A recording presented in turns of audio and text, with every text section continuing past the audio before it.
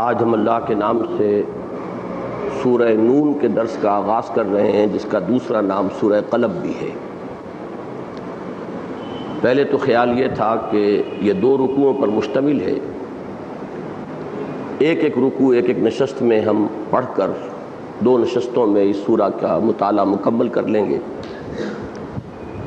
لیکن آج مجھے خیال آیا ہے کہ دو تمہیدی مضامین شاید کچھ زیادہ وقت لے لیں۔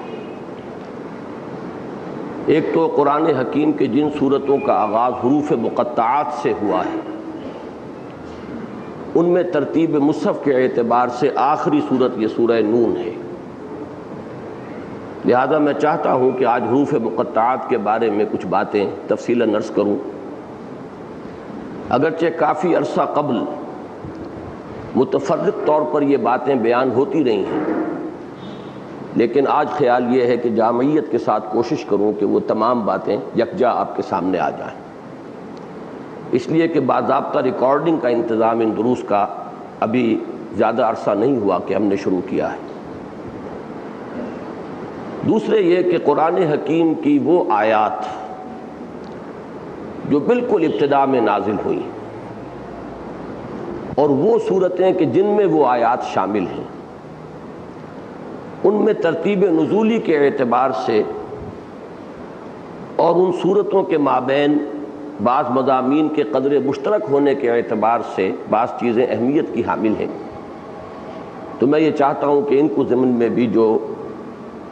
میرے غور و فکر کا حاصل ہے وہ میں آج آپ حضرات تک منتقل کر دوں۔ تو ہو سکتا ہے کہ ان دو تمہیدی مضامین میں ہمارا آج کا بہت سا وقت صرف ہو جائے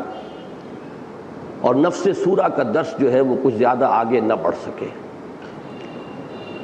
یہ کوشش تو بہرحال ہوگی کہ ابتدائی 7 آیات کا درس ہم مکمل کر لیں، ہو سکتا ہے کہ 16ویں آیت تک ہمارا درس پہنچ جائے، اور یہ بھی اللہ تعالیٰ کی قدرت سے بعید نہیں ہے، اگر وہ وقت میں بہت سی برکت ڈال دے تو ہو سکتا ہے کہ پہلے رکوع کا مطالعہ بھی ہم مکمل کر لیں۔ لیکن یہ کہ جہاں تک قرات کا تعلق ہے اور تلاوت کا تعلق ہے، ہم پورے رکوع کی تلاوت پہلے کر رہے ہیں۔ اعوذ باللہ من الشیطان الرجیم، بسم اللہ الرحمن الرحیم، نون والقلم وما یسطرون، ما انت بنعمت ربک بمجنون، وان لک لاجرا غیر ممنون،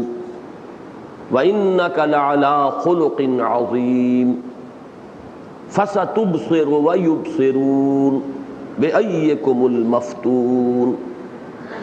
إِنَّ رَبَّكَ هُوَ أَعْلَمُ بِمَنْ ضَلَّ عَنْ سَبِيلِهِ وَهُوَ أَعْلَمُ بِالْمُهْتَدِينَ،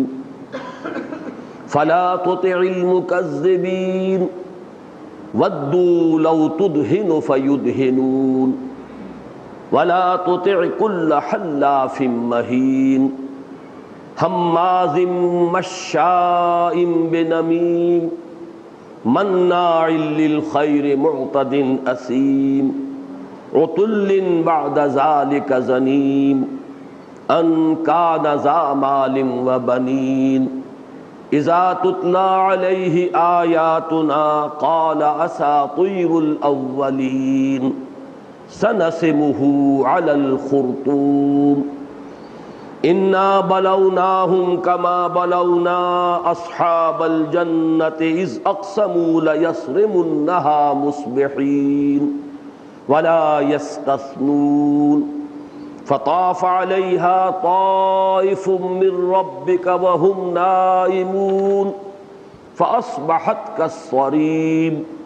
فتنادوا مصبحين أن اغدوا على حرثكم إن كنتم صارمين، فانطلقوا وهم يتخافتون ألا يدخلنها اليوم عليكم مسكين، وغدوا على حرد قادرين، فلما رأوها قالوا إنا لضالون بل نحن محرومون، قال أوسطهم ألم أقل لكم لولا تسبحون، قالوا سبحان ربنا إنا كنا ظالمين فأقبل بعضهم على بعض يتلاومون قالوا يا ويلنا إنا كنا طاغين عسى ربنا أن يبدلنا خيرا منها إنا إلى ربنا راغبون كذلك العذاب ولعذاب الآخرة أكبر لو كانوا يعلمون صدق الله العظيم رب اشرح لي صدري ويسر لي أمري واحلل عقدة من لساني يفقهوا قولي اللهم ربنا ألهمنا رشدنا وأعذنا من شرور أنفسنا اللهم أرنا الحق حقا وارزقنا اتباعه وأرنا الباطل باطلا وارزقنا اجتنابه اللهم وفقنا لما تحب وترضى۔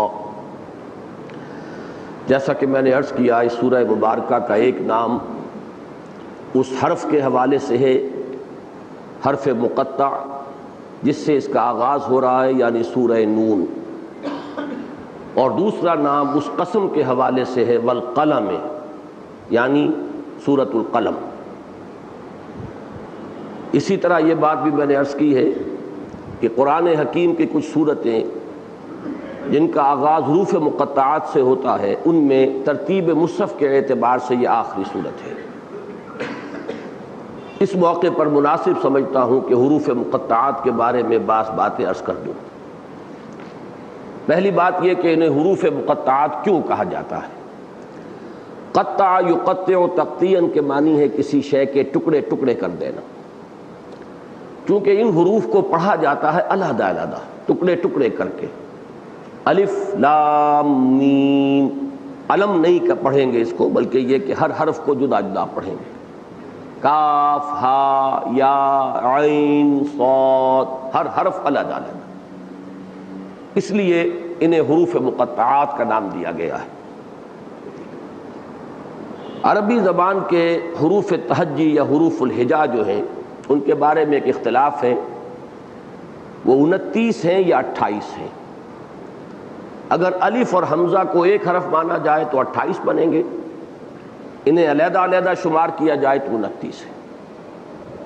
اس کے حوالے سے یہ بات آسانی سے یاد رکھی جا سکتی ہے کہ قرآن حکیم کی 114 صورتوں میں سے 29 صورتیں ہیں جن کے آغاز میں حروف مقطعات آئے، اور دوسری بات یہ کہ 14 حروف ہیں کہ جو ان میں استعمال ہوئے ہیں۔ 29 کا نصف 14.5 بنے گا، ظاہر بات ہے کہ وہ 14 یا 15 ہوتے، لیکن چونکہ ایک رائے یہ بھی ہے کہ کل تعداد 28 ہے، تو ہم کہہ سکتے ہیں کہ نصف تعداد ان کی مستعمل ہوئی ہے۔ پھر ان میں سے کچھ صورتیں ہیں جن میں ایک ایک حرف آیا، کچھ میں 2 کچھ میں 3 کچھ میں 4 کچھ میں 5 3 صورتوں کا آغاز ایک ایک حرف سے ہوا، سورہ نون، سورہ قاف، سورہ صاد۔ 9 صورتوں کا آغاز جو ہے وہ 2 حروف سے ہوا ہے۔ 6 صورتیں وہ ہیں جن کے آغاز میں حامیم 2 حرف آئے، ایک یاسین، ایک طاسین، ایک طٰہٰ۔ 13 صورتیں وہ ہیں جن کے آغاز میں 3 حروف آئے ہیں۔ ان میں 6 صورتیں وہ ہیں جو الف لام میم سے شروع ہوتی ہیں، 2 بالکل آغاز میں ہیں، سورہ بقرہ، سورہ آل عمران، اور پھر 4 آتی ہیں 20ویں پارے کے آخر میں اور 21ویں پارے کے شروع میں، سورہ عنکبوت، سورہ روم، سورہ لقمان، سورہ سجدہ۔ 5 صورتیں وہ ہیں کہ جو الف لام را سے شروع ہوتی ہیں، یہ آپ کے علم میں ہے، سورہ یونس، سورہ ہود، سورہ یوسف، پھر سورہ ابراہیم، سورہ حجر، اور 2 صورتیں سورہ شعراء اور سورہ قصص طاسیم میم سے، یہ 13 صورتیں ہیں۔ 4 حروف سے شروع ہونے والی 2 صورتیں ہیں، الف لام میم را سورہ رعد، الف لام میم صاد سورہ اعراف۔ 5 حروف سے شروع ہونے والی بھی 2 ہی صورتیں ہیں، سورہ مریم، کاف ہا یا عین صاد، اور سورہ شورى حامیم عین سین قاف۔ چوتھی بات ان کے بارے میں یہ نوٹ کر لیجئے، یہ صرف یوں سمجھیے کہ اعداد و شمار ہیں، آبزرویشنز ہیں، مشاہدات ہیں، ان کے معنی اور مفہوم سے کوئی براہ راست تعلق نظر نہیں آتا، لیکن یہ ہے کہ غور و فکر کے لیے انسان کے سامنے اگر یہ اعداد و شمار موجود رہیں تو اس سے پھر راستے کھلتے ہیں۔ جو تختی ہے حروف الہجا کی، اس کے ابتدائی حصے میں سے بہت کم حروف لیے گئے، الف، اس کے بعد با نہیں، تا نہیں، سا نہیں، جیم نہیں، پھر ہا آئے گا، پھر خا نہیں، دال نہیں، زال نہیں، پھر را آئے گا۔ لیکن اس کے بالکل برعکس یہ کہ آخری حصے میں اکثر و بیشتر حروف جو ہیں ان میں شامل ہیں، قاف، کاف، لام، میم، نون، یہ تمام حروف ان میں آئے ہیں۔ واو نہیں ہے، اس کے بعد ہا بھی ہے اور یا بھی ہے۔ تیسری دلچسپ بات یہ ہے کہ یہ درمیان میں جو حروف ہیں عربی تختی میں، حروف الہجا میں، وہ اکثر جوڑوں کی شکل میں ہے، جن میں سے ایک حرف بغیر نقطے کے ہے اور ایک حرف نقطے والا ہے، دال، زال، پھر را، زا۔ ان میں سے دال، زال میں سے تو کوئی استعمال نہیں ہوا ہے ان میں، لیکن بقیہ جوڑوں میں آپ دیکھیں گے کہ نقطے والا حرف استعمال نہیں ہوا ہے، بغیر نقطے والا استعمال ہوا۔ را ہے، زا نہیں ہے، سین ہے، شین نہیں ہے، صاد ہے، ضاد نہیں ہے، طا ہے، ظا نہیں ہے، عین ہے، غین نہیں ہے۔ بس یہ یوں سمجھیے کہ اعداد و شمار ہیں، آبزرویشنز ہیں، مشاہدات ہیں۔ ایک ان کے بارے میں یہ بات بھی دلچسپ ہے کہ ان میں سے کس کو آیت قرار دیا گیا، کس کو نہیں، اور یہ معاملہ بھی جیسے کہ ایک اصطلاح میں نے ترتیب مصحف کے اعتبار سے بار بار آپ کے سامنے رکھی ہے اس مضمون کے ضمن میں، کہ یہ تمام امور توقیفی ہیں، یعنی کوئی قاعدہ کلیہ ایسا نہیں ہے، وہ صرف و نحو کا ہو یا اور کسی منطق کا اصول ہو،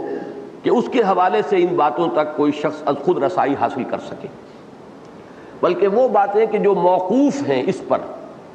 کہ ہمیں حضور سے معلوم ہوئی، اور کوئی ہمارے پاس اس کے لیے کوئی ضابطہ، کوئی قانون، کوئی دلیل، کوئی منطق کا اصول، کوئی صرف و نحو کا اصول نہیں ہے، ان امور کو ہم کہتے ہیں امور توقیفیہ، یعنی موقوف ہے ان کا علم نبی اکرم صلی اللہ علیہ وسلم کے بتانے پر۔ انہی میں سے یہ بات بھی ہے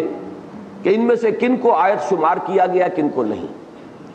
ایک بات تو بہت واضح ہے اور اس میں کچھ اصول بھی کار فرما نظر آتا ہے کہ ایک ایک حرف جو ہے، جیسے نون، صاد اور قاف، انہیں آیت شمار نہیں کیا گیا۔ دو دو حروف جو ہیں اکثر و بیشتر آیات شمار کیے گئے سوائے طا، سین کے۔ اب کیا وجہ ہے یہ ہم نہیں جانتے، واللہ عالم۔ ہو سکتا ہے ان حقائق کو سامنے رکھے، غور کریں تو کبھی کسی کے سامنے کوئی نقطہ آ جائے۔ اسی طرح عجیب بات یہ ہے کہ تین تین حروف میں الف لام میم جن صورتوں میں آیا وہ ایک ایک پوری آیت شمار ہوئی۔ الف لام را کو آیت شمار نہیں کیا گیا، یہاں تک کہ چوتھا حرف بھی شامل ہو گیا، الف لام میم را، اس سیریز میں آیا ہے، چونکہ سورہ رعد، سورہ یونس، ہود، یوسف، پھر رعد، ابراہیم اور ہجر، اسے بھی آیت شمار نہیں کیا گیا۔ باقی تا، سین، میم یہ بھی آیات ہیں۔ آگے الف لام میم را میں عرض کر چکا ہوں 4 ہیں لیکن آیت نہیں۔ الف لام میم صاد یہ آیت ہے۔ اسی طریقے سے کاف، ہا، یا، عین، صاد یہ آیت ہے، اور سب سے منفرد شان اس میں جو ہے سورہ شورى کی ہے، 5 حروف اور 2 آیتیں، حامیم علیحدہ آیت شمار کی جاتی ہے، اور عین، سین، قاف بالکل علیحدہ۔ یہ 2 آیات ہیں سورہ مبارکہ کی، سورہ شورى کی، جو حروف مقطعات پر مشتمل ہے، اور اس وصف کے اعتبار سے سورہ شورى جو ہے پورے قرآن حکیم میں منفرد ہے۔ جہاں تک ان حروف مقطعات کے مفہوم کا تعلق ہے، چند باتیں تو بالکل متفق علیہ ہیں۔ نمبر 1 یہ کہ معلوم یہ ہوتا ہے کہ یہ جس دور میں قرآن نازل ہوا، اس دور کے جو معروف اسالیب تھے ان میں یہ بھی ایک معروف اسلوب تھا،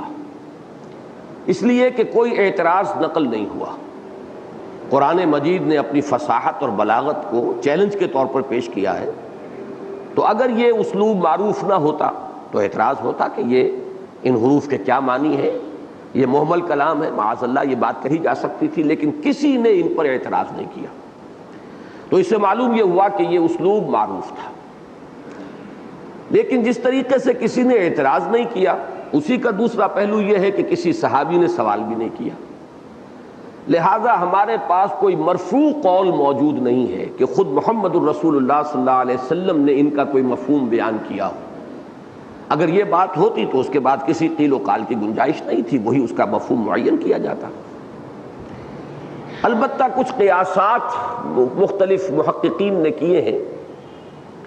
ان میں سے مثلا سب سے پہلا قیاس جو ہے وہ حضرت عبداللہ ابن عباس رضی اللہ تعالی عنہما کا ہے۔ وہ چونکہ صحابی ہیں، ان کا مقام اور مرتبہ بھی تفسیر قرآن میں یہ ہے کہ انہیں اولین مفسر کہا جا سکتا ہے صحابہ میں۔ پھر ان کے لیے حضور کی دعا ہے اللہم فقہہ فی الدین وعلمہ التاویل، اے اللہ اسے دین کا فہم عطا فرما اور قرآن مجید کی تعویل و تفسیر کا علم عطا فرما۔ یہی وجہ ہے انہیں پھر خطاب ملا حبر الامہ، امت کے سب سے بڑے عالم۔ انہوں نے یہ بات ظاہر کی کہ یہ جملوں کے مخفف کی حیثیت رکھتے ہیں۔ الف لام میم مثلا یہ ایک جملہ ہے، انا اللہ اعلم، انا کا الف لیا گیا یعنی پہلے لفظ کا پہلا حرف، درمیانی لفظ کا درمیانی حرف، لام عالموں کا اللہ کا، اور آخری حرف عالموں کا آخری لفظ کا آخری حرف میم، انا اللہ اعلم الف لام میم۔ لیکن یہ کہ یہ چیز چونکہ ایک خالص قیاس ہے، اس پر کوئی دلیل ان کے پاس بھی نہیں تھی، ایک ذوقی سی شے ہے، تو امت نے اسے قبول نہیں کیا ہے۔ صرف یہ کہ نقل ہو جاتا ہے کہ ایک رائے یہ ہے الف لام میم را ان اللہ عالم و ارا۔ اب یہ کہ یہ ایک دوسرا ان کے اندر جو ہے ایک مفہوم انہوں نے لیا ہے واللہ عالم۔ ایک بات مولانا اصلاحی صاحب نے بھی بیان کی ہے، شد و مد کے ساتھ انہوں نے تو اذعان کے ساتھ اور یقین کے ساتھ کہی ہے، بعض سابق ہمارے محققین نے بھی کہی ہے، اور جب اس پر غور کریں تو جزوی طور پر وہ صحیح بھی نظر آتی ہے کہ یہ صورتوں کے نام ہیں۔ یہ جزوی طور پر اس لیے صحیح ہے کہ یہ سورہ نون، سورہ قاف کا تو کوئی اور نام ہے بھی نہیں، سورہ نون کا تو پھر بھی سورہ قلم دوسرا نام ہے، سورہ صاد۔ لیکن یہ کہ جب آپ تجزیہ کریں گے تو معلوم ہوگا کہ جو تو ایک ایک صورت میں کوئی حرف آئے ہیں تو وہ تو ان کے نام بن سکتے ہیں، لیکن 6 صورتوں کے تو ایک نام نہیں ہو سکتے۔ الف لام میم ان میں سے صرف ایک صورت ہے جس کو الف لام میم السجدہ کہا گیا ہے، باقی سورہ بقرہ، سورہ آل عمران، سورہ عنکبوت، سورہ روم، سورہ لقمان، ان میں سے کسی کا نام سورہ الف لام میم نہیں ہے۔ اسی طرح الف لام را سے 5 صورتیں شروع ہو رہی، تو ظاہر بات ہے کہ یہ بس ایک جزوی سی بات ہے، اور اس کی صرف یہی سبب جو ہے اس کا قرار دیا جا سکتا ہے کہ چونکہ قرآن مجید کی صورتوں کے نام محض بطور علامت ہے، ان میں معنویت کو بہت کم اتفاقاً کہیں دخل ہو جائے تو ہو جائے، ورنہ اصول یہی ہے کہ یہ محض بطور علامت ہے۔ سورہ بقرہ یعنی وہ آیت، وہ سورت جس میں ایک مقام پر وہ گائے کے ذبح کا واقعہ بھی آیا ہے، سورہ آل عمران جس میں ایک جگہ پر آل عمران کا ذکر آیا ہے۔ اس کے علاوہ یہ نہیں کہ یہ گائے کے موضوع پر کوئی صورت ہے یا آل عمران کی تاریخ بیان کی جا رہی ہے سورہ مبارکہ میں، تو اس اعتبار سے یہ کہ جہاں سہولت سے علامت یہ بن گئی سورہ قاف، سورہ صاد، تو اتفاقاً یہ نام قرار پا گئے ہیں، لیکن یہ کہ ان حروف کے مفہوم کو یہ قرار دینا متعین طور پر کہ یہ نام ہے، یہ بات درست معلوم نہیں ہوتی۔ البتہ ایک تیسری بات جو مولانا کے استاذ مولانا حمید الدین فراہی رحمۃ اللہ علیہ نے فرمائی ہے، اس میں بڑی گہرائی ہے۔ ان کا کہنا یہ ہے کہ بعض زبانیں ایسی ہیں دنیا کی کہ جن کے جو الفابیٹس ہیں، حروف ہجا، وہ مختلف اشیاء کی شکلوں سے ماخوذ ہیں۔ چینی زبان بھی ایسی ہے، اسی طرح ان کا فرمانا ہے کہ عبرانی زبان کے بھی جو حروف تھے وہ اشیاء کی صورتوں سے ماخوذ تھے۔ مثلاً یہ کہ الف وہ لکھتے تھے گائے کے سر کے مانند، یہ الف تھا۔ با کو گھر کے طور پر، جیسے گھر میں 4 دیواری ہوتی تھی، چھت کا رواج تو بہت بعد میں آیا ہے، پہلے تو گھر یہی ہوتے تھے کہ صرف ایک 4 دیواری کہہ لیں یا ایک باڑا سا ہے، تو با جو ہے بیت کہتے بھی گھر کو ہیں۔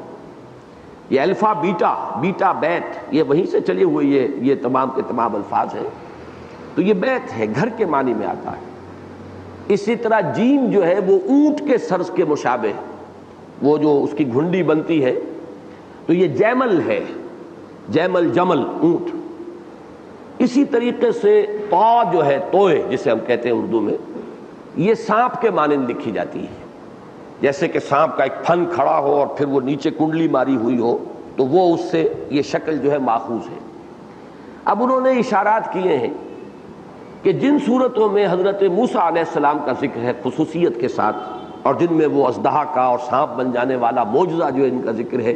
ان میں آپ دیکھیں گے تا ہا تا سین تا سین میم، تا جو ہے وہ ان میں حرف مشترک کے طور پر ملے گا۔ تو یہ کچھ اشارات ہیں، اور اس میں چونکہ اس سورہ مبارکہ کا خاص طور پر تعلق جو ہے اس تیسری جو بھی ایک تعبیر ہے اس سے جڑ جاتا ہے، یہ خصوصیت کے ساتھ اس کی مثال بنتی ہے کہ نون جو ہے، نون کہتے بھی مچھلی کو ہے، لکھا بھی جاتا ہے مچھلی کے مانند۔ کبھی آپ نے مصوری میں بھی دیکھا ہو کہ مچھلی کے کو جہاں کوئی علامت یہ ہوتی ہے کہ ایک کرو لائن اور ایک طرف نقطہ لگا ہوا، وہ اس کی آنکھ کے لیے وہ ایک بطور علامت ہے، اور یہ مچھلی بن جاتی ہے۔ اور نون کہتے بھی عربی کو، جیسے ہمارے ہاں یہ پنجابی میں نون نمک کو کہتے ہیں اور وہ نون سے شروع ہوتا ہے، تو اب وہ جو ایک استعمال ہو گیا ہے اس لفظ کا، اسی طریقے سے وہاں بھی اب یہ سورہ مبارکہ جو شروع ہوئی ہے نون سے، اور اس کے خاتمے میں ذکر آیا ہے صاحب الحوت ولا تکن کصاحب الحوت۔ صاحب الحوت حضرت یونس علیہ السلام جو مچھلی کے پیٹ میں رہے، اور انہی کے لیے سورہ انبیاء کی آیت نمبر 87 میں ذنون کا لفظ بھی آیا، مچھلی والا ذنون اور صاحب الحوت۔ تو صاحب الحوت کے نام سے اور ان کے تذکرے پر یہ سورہ مبارکہ ختم ہوگی۔ ان کی مثال دی گئی ہے حضور کو کہ ان کی طرح آپ جلدی سے کام نہ لیں، عجلت سے کام نہ لیں، بلکہ یہ کہ صبر کیجئے، اپنے رب کے حکم کا انتظار کیجئے۔ فاصبر لحکم ربک ولا تکن کصاحب الحوت۔ اور صاحب الحوت کو ذنون قرار دیا گیا ہے سورہ انبیاء میں، اور سورہ نون سے سورہ مبارکہ کا آغاز ہو رہا ہے۔ تو جیسے وہ تا کا جو ہے ان کا حوالہ وہ بھی کچھ معقول معلوم ہوتا ہے کہ ان صورتوں میں یہ حرف تا آیا ہے جن میں حضرت موسیٰ علیہ السلام کا ذکر جو ہے تفصیل کے ساتھ آیا، تو وہ بات جو ہے یہاں کچھ زیادہ ہی اپلیکیبل، زیادہ ہی منطبق معلوم ہوتی ہے۔ بہرحال اس سب کے بعد جو اصل خلاصہ ہے وہ جان لیجئے، اس پر تقریباً اجماع ہے کہ حتمی اور یقینی کوئی معنی اس کے ہمیں معلوم نہیں ان حروف مقطعات کے۔ یہ قیاسات ہیں، اندازے ہیں، کچھ ذوقی باتیں ہیں، کچھ چیزیں جزوی طور پر ان میں سے صحیح بھی قرار پاتی ہیں، لیکن یہ کہ حتمی طور پر ان کے معنی کو ہم نہیں جانتے، یہ راز ہے اللہ کے اور اس کے رسول کے مابین، واللہ عالم۔ اور وہ جو حضرت ابن عباس کا قول ہے انا اللہ عالم، یہ گویا کہ یہ اس کے اعتبار سے مطابقت رکھتی ہے یہ بات کہ ان حروف مقطعات کا علم اللہ کے کو حاصل ہے یقیناً، اور محمد الرسول اللہ صلی اللہ علیہ وسلم کو حاصل ہے۔ اسی لیے بعض حضرات نے سمجھانے کے لیے انہیں کوڈ ورڈز کہا ہے، کہ جیسے جو خفیہ پیغام رسانی ہوتی ہے اس میں پھر کچھ کوڈ ورڈز ہوتے ہیں جنہیں اور کوئی نہیں جانتا، اور وہی در حقیقت علامت بن جاتے ہیں، دلیل بن جاتے ہیں کہ یہ صحیح سورس سے یہ کوڈ، یہ پیغام جو ہے وصول ہو رہا ہے۔ تو یہ بھی ان کو قرار دیا گیا ہے جدید دور میں، واللہ اعلم۔ تو حروف مقطعات کے بارے میں تو مجھے یہی عرض کرنا تھا۔ اب دوسرا مضمون قرآن حکیم میں ترتیب نزولی کے اعتبار سے، اس میں بھی یہ بات میں عرض کر دوں کہ اس میں قیاسات بھی ہیں، بہت سی چیزیں ہمارے پاس مدلل بھی ہیں، ان کی بنیادیں بھی ہیں، لیکن کوئی حتمی اور یقینی بات ہم ترتیب نزولی کے بارے میں نہیں جانتے۔ البتہ چند باتیں جو ہے وہ مجمع علیہ ہیں، ان پر اجماع ہے، ان پر اتفاق ہے، متفق علیہ۔ نمبر ایک یہ کہ پہلی وحی وہ 5 آیات ہے کہ جن سے سورہ علق کا آغاز ہوتا ہے۔ اقرأ بسم ربک الذی خلق، خلق الانسان من علق، اقرأ وربک الاکرم الذی علم بالقلم، علم الانسان ما لم یعلم۔ اگرچہ حضرت جابر رضی اللہ تعالیٰ عنہ سے ایک روایت میں ایک مغالطہ سامنے آ جاتا ہے کہ الفاظ بظاہر ایسے ہیں کہ گویا کہ ان کی رائے یہ تھی کہ پہلی وحی سورہ مدثر کی ابتدائی 7 آیات ہیں، لیکن اسی روایت کے اندر اس کے اندر داخلی شہادت موجود ہے کہ جس سے یہ ثابت ہو جاتا ہے کہ یہ وہاں پر مراد نہیں ہے، الفاظ اگرچہ اس معنی کے حامل ہیں، اس لیے کہ اس روایت میں بھی سورہ مدثر کی 7 آیات کی شان نزول میں جو واقعہ بیان ہوا ہے اس میں یہ الفاظ موجود ہیں کہ میں نے جب آسمان کی طرف سر اٹھایا تو میں نے دیکھا کہ وہی فرشتہ جو میرے پاس حرا میں آیا تھا اب افق پر ہے، اور پورا افق جو ہے اس سے بھر گیا ہے۔ تو معلوم ہوا کہ وہ حرا کی پہلی ملاقات کا ذکر اس میں موجود ہے، اور روایات سے یہ معلوم ہوتا ہے کہ وہ پہلی ملاقات جو حضرت جبرائیل سے ہوئی ہے اس میں وہ آیات نازل ہوئی۔ تو گویا کہ صرف ایک روایت جو ہے وہ ذرا سی اشتباہ کی حامل ہے، لیکن اس میں خود داخلی طور پر گواہی موجود ہے کہ وہ پہلی وحی نہیں ہے۔ تو پہلی وحی گویا کہ متفق علیہ ہے یہ بات کہ وہ سورہ علق کی ابتدائی 5 آیات ہیں۔ اس پر بھی اجماع ہے کہ پہلی مکمل سورت جو حضور پر نازل ہوئی ہے صلی اللہ علیہ وسلم وہ سورہ فاتحہ ہے۔ تیسری بات یہ کہ جو ابتدائی آیات ہیں سورہ نون کی جو آج ہم پڑھیں گے انشاءاللہ، سورہ مزمل کی 7 یا 10 آیات، اسی طریقے سے سورہ مدثر کی 7 آیات، اسی طرح سورۃ اللہب، یہ بھی بالکل ابتدائی دور کی آیات ہیں۔ سورہ لہب مکمل اور باقی یہ آیات، یہ چیزیں بھی مجمع ہیں۔ البتہ یہ کہ ان میں ترتیب کیا ہے اس کو یقین کے ساتھ تو کوئی شخص نہیں کہہ سکتا، لیکن یہ کہ بہت سے حضرات نے جو اپنی تحقیق کے نتیجے میں جو ترتیب قائم کی ہے ان میں سے مجھے ان حضرات کی رائے سے اتفاق ہے جن کی رائے یہ ہے، اب یہ آپ نوٹ کر لیں کہ پہلی وحی 5 آیات سورہ علق کی، دوسری وحی 7 آیات سورہ نون یا سورہ قلم کی جو آج ہمیں پڑھنی ہے، تیسری وحی 7 یا 10 آیات، اس پر میں حتمی بات جب سورہ مزمل تک ہم پہنچیں گے پھر عرض کروں گا، وہ سورہ مزمل کی، چوتھی وحی تیقن کے ساتھ تعین کے ساتھ 7 آیات سورہ مدثر کی، پانچویں وحی سورہ فاتحہ کامل، اور چھٹی وحی سورۃ اللہب کامل۔ اس میں ایک ترتیب بڑی قائم ہو جاتی ہے، 5 پھر 7 7 7 7 پھر 5۔ یہ ایک رائے ہے، جیسا کہ میں نے عرض کیا ہے، اس میں بھی حتمی طور پر یقینی طور پر بات نہیں کہی جا سکتی، لیکن یہ ہے کہ جو بھی مختلف آراء قائم کی گئی ہیں تھوڑا تھوڑا سا فرق ہے، اس میں کوئی اختلاف نہیں کہ یہ آیات جو ہیں یہ یقیناً انتہائی ابتدائی دور کی، ان میں سے کون سی پہلی کون سے بعد میں اس میں کوئی اختلاف ہو سکتا ہے، لیکن مجھے اس ترتیب سے اتفاق ہے۔ اب وہ 4 صورتیں کہ جن میں یہ ابتدائی آیات شامل ہیں، 2 صورتیں تو ان میں وہ ہیں کہ جو کامل ہیں، سورۃ الفاتحہ، سورۃ اللہب، لیکن وہ 4 صورتیں کہ جن میں صرف ابتدائی آیات ہیں وہ کہ جو بالکل آغاز میں نازل ہوئیں، یہ سورہ نون، سورہ مدثر، سورہ مزمل اور سورہ علق، ان کے کچھ خصائص ہیں مشترک، یہ میں چاہتا ہوں کہ یہی نوٹ کر لیں، اس لیے کہ اب زیادہ فاصلہ نہیں رہا ہے، سورہ مزمل سورہ مدثر تک بھی پہنچ جائیں گے انشاءاللہ، اب درمیان میں غالباً 4 صورتیں ہیں، اور پھر سورہ علق بھی، اور سورہ علق پر تو خیر میری تفصیلی گفتگو جو ہے جمعوں کے خطابات میں ہو بھی چکی ہے۔ ان میں 3 مضامین قدر مشترک کے طور پر ہیں، سب کے شروع میں خصوصی خطاب ہے محمد الرسول اللہ صلی اللہ علیہ وسلم سے، اور ان سے واقعہ یہ ہے کہ ایک تو ہمیں اس دور کے حالات کا ایک عکس جو ہے وہ ملتا ہے، کن حالات سے نبی اکرم صلی اللہ علیہ وسلم گزر رہے تھے، اور اس سے بھی اہم تر بات یہ کہ اس دور میں حضور کو کیا ہدایات دی گئی۔ تو یہ سیرت النبی کا بھی ایک اہم موضوع ہے، اور دین کی تحریک، غلبہ دین کی جد و جہد کے ضمن میں بھی جو ابتدائی حالات سے سابقہ پیش آتا ہے ان میں کیا ہدایات ہیں، اس اعتبار سے بھی یہ فواتح ہم انہیں کہیں گے، یعنی افتتاحی آیات سورہ نون کی یا سورہ قلم جس کا دوسرا نام ہے، سورہ مزمل کی، سورہ مدثر کی اور سورہ علق کی، فواتح جو ہیں افتتاحی آیات ان کی خصوصی اہمیت اس اعتبار سے۔ دوسرا جو مضمون ان میں قدر مشترک کے طور پر ہے وہ ہے آخرت، معاد کا مضمون، لیکن عجیب ترتیب ہے، سورہ علق میں معاد کا فلسفہ بیان ہوا ہے، آخرت پر ایمان کیوں ضروری ہے،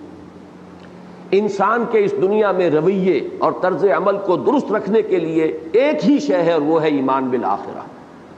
کلا ان الانسان لیطغی انسان میں طغیانی سرکشی کا مادہ موجود ہے اور انسان دست درازی کرتا ہے، اپنے حدود سے تجاوز کرتا ہے، اس لیے کرتا ہے کہ پکڑ نہیں ہے، فوری طور پر کوئی سرزنش نہیں ہے، کوئی سزا نہیں ہے۔ الراہ استغنا، اگر جھوٹ بولتے ہی اگر کوئی چھالا پڑ جاتا زبان پر تو پھر دوسری مرتبہ جھوٹ بولتے ہوئے آدمی 10 دفعہ سوچتا، لیکن کچھ نہیں ہوتا۔ لہذا اب اس کو صحیح رخ پر قائم رکھنے کے لیے، صحیح روش پر قائم رکھنے کے لیے ایک ہی چیز ہے، ان الی ربک الرجعی، کہ تیرے رب کی طرف لوٹنا ہے، جانا ہے۔ اگر اس کا استحضار رہے گا، اس کا خوف رہے گا تو آدمی تیر کی طرح سیدھا رہے گا۔ تو فلسفہ آخرت ہے جو اس میں بیان ہوا۔ سورہ نون میں ایک بڑی سادہ اور پیاری تمثیل کے انداز میں بتایا ہے کہ جب استحضار اللہ کا اور آخرت کا نہیں رہتا انسان کے ذہن اور قلب میں تو کس طرح وہ سنک کرتا ہے، گرتا ہے، اخلاقی اعتبار سے گراوٹ میں اور پستی میں مبتلا ہوتا ہے۔ یہ گویا کہ مضمون وہی جو سورہ علق میں آیا ہے اصولی اعتبار سے، اسی مضمون کو، اسی فلسفے کو ایک تمثیل کے پیرائے میں سورہ نون میں بیان کیا گیا ہے۔ یہ جو پہلے رکوع کی آیات 17 تا 33 ہیں یہ اس تمثیل پر مشتمل ہے۔ سورہ مزمل اور مدثر میں ہم یہ دیکھتے ہیں کہ قیامت کے دن کا نقشہ، اس کی دہشت اور پھر جہنم کے عذاب کی کچھ جھلک ہے جو دکھائی گئی۔ یہ گویا کہ خطابی انداز میں، اذعانی انداز میں، خبری انداز میں، مثلاً یہ کہ سورہ مدثر میں 3 آیات بڑی لرزا دینے والی ہیں۔ فَإِذَا نُقِرَ فِي النَّاقُورِ فَذَلِكَ يَوْمَئِذٍ يَوْمٌ عَسِيرٌ عَلَى الْكَافِرِينَ غَيْرُ يَسِيرٌ۔ یہ جو اس کے اندر تاثر ہے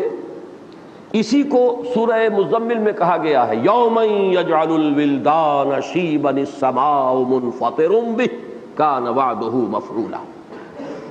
اسی طرح آگے چل کر سورہ مدثر میں فرمایا سأصلیہ سقر وما ادراک ما سقر لا تبقی ولا تذر لواحۃ للبشر علیہا 19۔ اور سورہ مزمل کے اندر ان لدینا انکالا وجحیما وطعاما ذا غصۃ وعذابا الیما۔ اب یہ انداز جو ہے یہ میں نے چاروں صورتوں کا صرف اجمالی تذکرہ کر دیا۔ پہلے حصے میں ہر صورت کے اندر آپ کو حضور سے خصوصی خطاب ملے گا، واحد کے صیغے سے خطاب ہے، اور ایک داعی کی حیثیت سے اور فرائض نبوت کے جو وہ ابتدائی مراحل اور مسائل تھے ان کے اعتبار سے ان کی بڑی اہمیت ہے۔ تو عملاً کسی بھی اسلامی دعوت اور اسلامی تحریک میں جو بھی لوگ شامل ہوں ان کے لیے ابتدائی مسائل اور حالات جن سے وہ دوچار ہوتے ہیں ان کے اعتبار سے بڑا عملی سبق ہے۔ ثانیاً آخرت کا تصور، اور وہ دونوں اعتبارات سے فلسفہ اس کا 3 آیات میں سورہ علق میں آ گیا، اسی کی تمثیل کے پیرائے میں مزید وضاحت سورہ نون میں ہو گئی، اور قیامت کے دن کی دہشت اور جنت اور جہنم کے عذاب کی جو سختی ہے اس کی جھلک یہ سورہ مزمل اور مدثر میں دکھا دی گئی۔ تیسرا مشترک مضمون جو ہے ان چاروں صورتوں کا وہ ہے معاندین اور مخالفین کا تذکرہ، اور اس میں خاص طور پر ذرنی والمکذبین اولی النعمہ، ذرنی ومن خلقت وحیدا، ذرنی ومن یکذب بہذا الحدیث۔ اے نبی چھوڑیے مجھے اور ان کو، یہ جو مخالفین ہیں، معاندین ہیں، جو آپ کی مخالفت پر قبر بستہ ہو گئے۔ ظاہر بات ہے کہ یہ جو حصے ہیں ان صورتوں کے یہ بالکل ابتدائی دور کے نہیں ہو سکتے، یہ کچھ نہ کچھ اس دور میں نازل ہوئے ہیں جبکہ کشمکش شدت اختیار کی گئی تھی، جبکہ تکذیب ہو رہی تھی، جبکہ استہزاء ہو رہا تھا، تمسخر ہو رہا تھا، تو جبکہ سرمایہ دار لوگوں نے اور چودھریوں نے حضور کی مخالفت اعلانیہ شروع کر دی تھی۔ بالکل آغاز میں تو ایسا نہیں تھا، یہ بعد میں تفصیل سے جب ان صورتوں کو پڑھیں گے تو ظاہر ہے کہ ان آیات کے نزول میں فصل ہے زمانی اعتبار سے،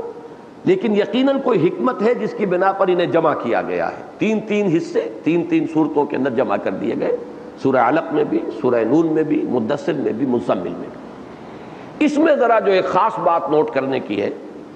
چونکہ اس سورہ مبارکہ میں جو کردار بیان آئے گا، اس کردار جو بیان ہوگا اس کے ضمن میں اس کی وضاحت جو ہے درکار ہوگی، کہ ایک تو یہ کہ جن لوگوں نے بھی حضور کو تسلیم کرنے سے، آپ کی نبوت کو ماننے سے انکار کیا وہ سب کافر ہیں، لیکن یہ کہ کافر سب برابر نہیں تھے۔ وہ جو فارسی کا شعر ہے، بارہا ہم نے پڑھا ہے، سنا ہے، کہ نہ ہر زن زن است و نہ ہر مرد مرد، خدا پنج انگشت یکساں نہ کرد. نہ تمام مرد جو ہیں وہ مرد ہی ہیں، نہ تمام عورتیں عورتیں ہی ہیں، اللہ نے پانچوں انگلیاں برابر نہیں کی ہیں. بہرحال تو تمام مومنین بھی ایک سطح پر نہیں ہیں. ان میں سید المومنین ابو بکر صدیق ہیں، ان میں وہ بھی ہیں جو کہنے کو مومن تھے، دعوے کے مومن تھے، حقیقت میں منافق تھے. تو ابو بکر سے لے کر عبداللہ ابن ابی تک اب آپ کتنے اس کے اندر درجات ہو جائیں گے؟ میں تو سمجھتا ہوں کہ لامتناہی درجے ہوں گے، انفائنائٹ. اسی طریقے سے مخالفین میں، یا مخالفین کا لفظ میں نے غلط استعمال کیا، جو منکرین تھے، جنہوں نے انکار کیا، نہیں مانا، ان میں ابو طالب بھی ہیں. لیکن یہ کہ ابو طالب کا معاملہ اور ہے، حضور سے محبت ہے، اور وہ محبت صرف رشتہ داری کی بنیاد پر نہیں ہے، اس لیے کہ رشتہ داری تو وہی رشتہ داری ابو لہب کے ساتھ بھی تھی. اس کا مطلب ہے کوئی نہ کوئی طبیعت کی مناسبت بھی تو ہے،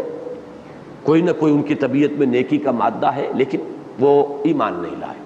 اب وہاں سے چلیے تو بالکل ایک سرے پر آپ کو نظر آئیں گے اگر ابو طالب، تو دوسرے سرے پر ابو لہب ہے. اور عجیب ہے، یہ قرآن مجید نے اس طرح ہمارے سامنے رکھا ہے کہ دونوں رشتہ داری میں قریب ترین، لیکن یہ ہے کہ دو انتہاؤں پر. تو میں مخالفین کا ان میں سے ذکر کرتا ہوں، اس لیے کہ اگرچہ ابو طالب ایمان نہیں لائے لیکن مخالف نہیں تھے، بلکہ معاون تھے، مددگار تھے، پشت پناہ تھے، ساتھ دیا ہے. مخالفین میں تین کردار ہیں جنہیں قرآن نے نمایاں کیا ہے. ایک تو بدترین کردار، اگرچہ الفاظ اچھے نہیں ہیں لیکن میں نہیں سمجھتا کہ ان کے بغیر جو اصل مفہوم ہے وہ ادا ہو سکے. ہماری علاقے کی کولوکیل لینگویج میں اگر کسی شے کا ذکر کرنا ہو یا کسی شخص کا ذکر کرنا ہو جس میں سرے سے کوئی خیر نہ ہو تو کہتے ہیں گو در گو بلی کا گو، یعنی گوبر جو ہے استعمال ہو جاتا ہے، لیکن وہ جو فضلہ بلی کا ہے وہ تو انتہائی متعفن، اور اس میں کسی بھی کام میں وہ آنے والی شے ہے ہی نہیں. تو اس کا مصداق کامل ابو لہب تھا، کوئی خیر نہیں، مخالفت میں بھی شدید، اخلاق کے اعتبار سے انتہائی پست، نہایت بخیل، نہایت بزدل.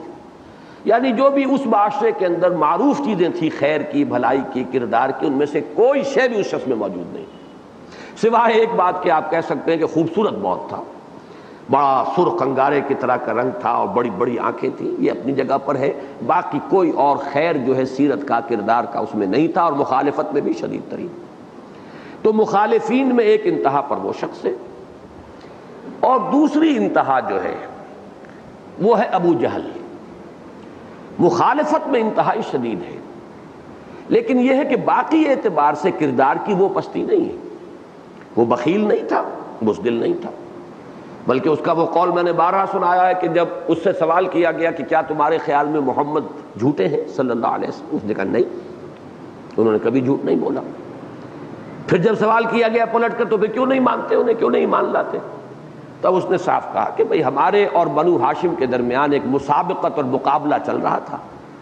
انہوں نے سخاوتیں کی، ہم نے ان سے بڑھ کر کی، انہوں نے کھانے کھلائے، ہم نے ان سے زیادہ کھلائے، ہمارے دسترخوان اور لمبے ہوئے. تو ابھی تک تو ہم کندھے سے کندھا ملائے چلے آ رہے ہیں، اب اگر ان کی نبوت مان لیں تو گویا کہ ہم تو ہمیشہ کے لیے غلام ہو جائیں گے، یہ مجھے قبول نہیں. تو give the dual is due کہ کم سے کم اس نے بات سچی کی ہے، اس نے جھوٹ کا الزام محمد رسول اللہ صلی اللہ علیہ وسلم پر نہیں لگایا، بلکہ اس شخص کے اندر ایک قومی عصبیت تھی بے پناہ. جہاں یہ ایک مسابقت جو تھی قبائلی جو ہوتی ہے، اس کے علاوہ قومی عصبیت، اس نے حضور پر ایک ہی الزام لگایا ہے، اور وہ الزام یہ تھا کہ اس شخص نے ہماری قبائلی جمعیت کو منتشر کر دیا، باپ کو بیٹوں سے جدا کر دیا، بھائی کو بھائی سے علیحدہ کر دیا، شوہر کو بیوی سے جدا کر دیا. اب ظاہر بات ہے اصول یہی ہے قبائلی زندگی میں تو قوت اور عزت اور وقار کا دار و مدار جو ہے وہ جمعیت پر ہے. قبائلی عصبیت کی بنیاد پر اگر جمعیت ہے تو عزت بھی ہے، وقار بھی ہے. اور جب جسے آپ کہتے ہیں house divided amongst it self can not stand, تو یہ تھا اس کا الزام. اسی وجہ سے اس نے غزوہ بدر سے ایک شب قبل جو ہے جو دعا کی تھی اس کے الفاظ یہی ہیں، اللہم اقطعنا للرحم فاعن الغدات، اے اللہ جس نے ہمارے رشتے سب سے زیادہ کاٹ دیے ہیں، رحمی رشتوں کو کاٹ دیا ہے، کل تو اسے ذلیل و رسوا کر دیجو. یہ دعا کر رہا. ایک تو یہ کہ اس نے کسی لات اور عزا اور منات کو نہیں پکارا ہے اللہم، اور نمبر دو یہ کہ اس نے جو بھی اپنی جو شکایت تھی یا شکوہ تھا یا الزام تھا محمد الرسول اللہ صلی اللہ علیہ وسلم پر، وہ بھی ایک قومی عصبیت والی بات پر مبنی۔ تیسری بات یہ کہ بزدل نہیں تھا، بلکہ اس نے اپنے معبودان باطل کے لیے یا نظریہ باطلہ کے لیے گردن کٹوا لی، اور کٹوائی بھی اس شان سے کہ جب گردن کاٹی جا رہی تھی تو جو جان ابھی رمق باقی تھی اس میں اس کے منہ سے جو الفاظ نکلے وہ یہ کہ ذرا نیچے سے گردن کاٹنا، تاکہ جب نیزے پر چڑھاؤ تو معلوم ہو سردار کی گردن ہے، اونچی گردن ہے۔ اب یہ کردار جو ہے وہ، یہ جب ہم پڑھیں گے سورہ علق تو میں تفصیل سے عرض کروں گا کہ یہ ایسا کردار ہے، بلکہ میں ایک جملہ ابھی عرض کر دوں کہ ان اعتبارات سے حضرت عمر ایمان لانے سے قبل، اور یہ بھی عمرو اس کا نام ہے، عمرو ابن ہشام، ابو جہل جو ہے عمرو ابن ہشام اور وہ ہے عمر ابن الخطاب، ایمان لانے سے قبل حضرت عمر کی بالکل مساوی شخصیتیں ہیں، کردار، مزاج، استاد طبع، نسلی برتری کا احساس، قبائلی عصبیت، پھر یہ کہ حضور کی دشمنی، وہ بھی قتل کرنے کے ارادے سے آئے تھے، یہ تمام چیزیں بالکل مشترک، پھر یہ کہ بہادری، شجاعت، یہ سب تمام چیزیں مشترک ہیں۔ اور یہی وجہ ہے، ثبوت اس کا یہ ہے، بعض لوگوں کو میری یہ بات بہت ناپسند ہوتی ہے،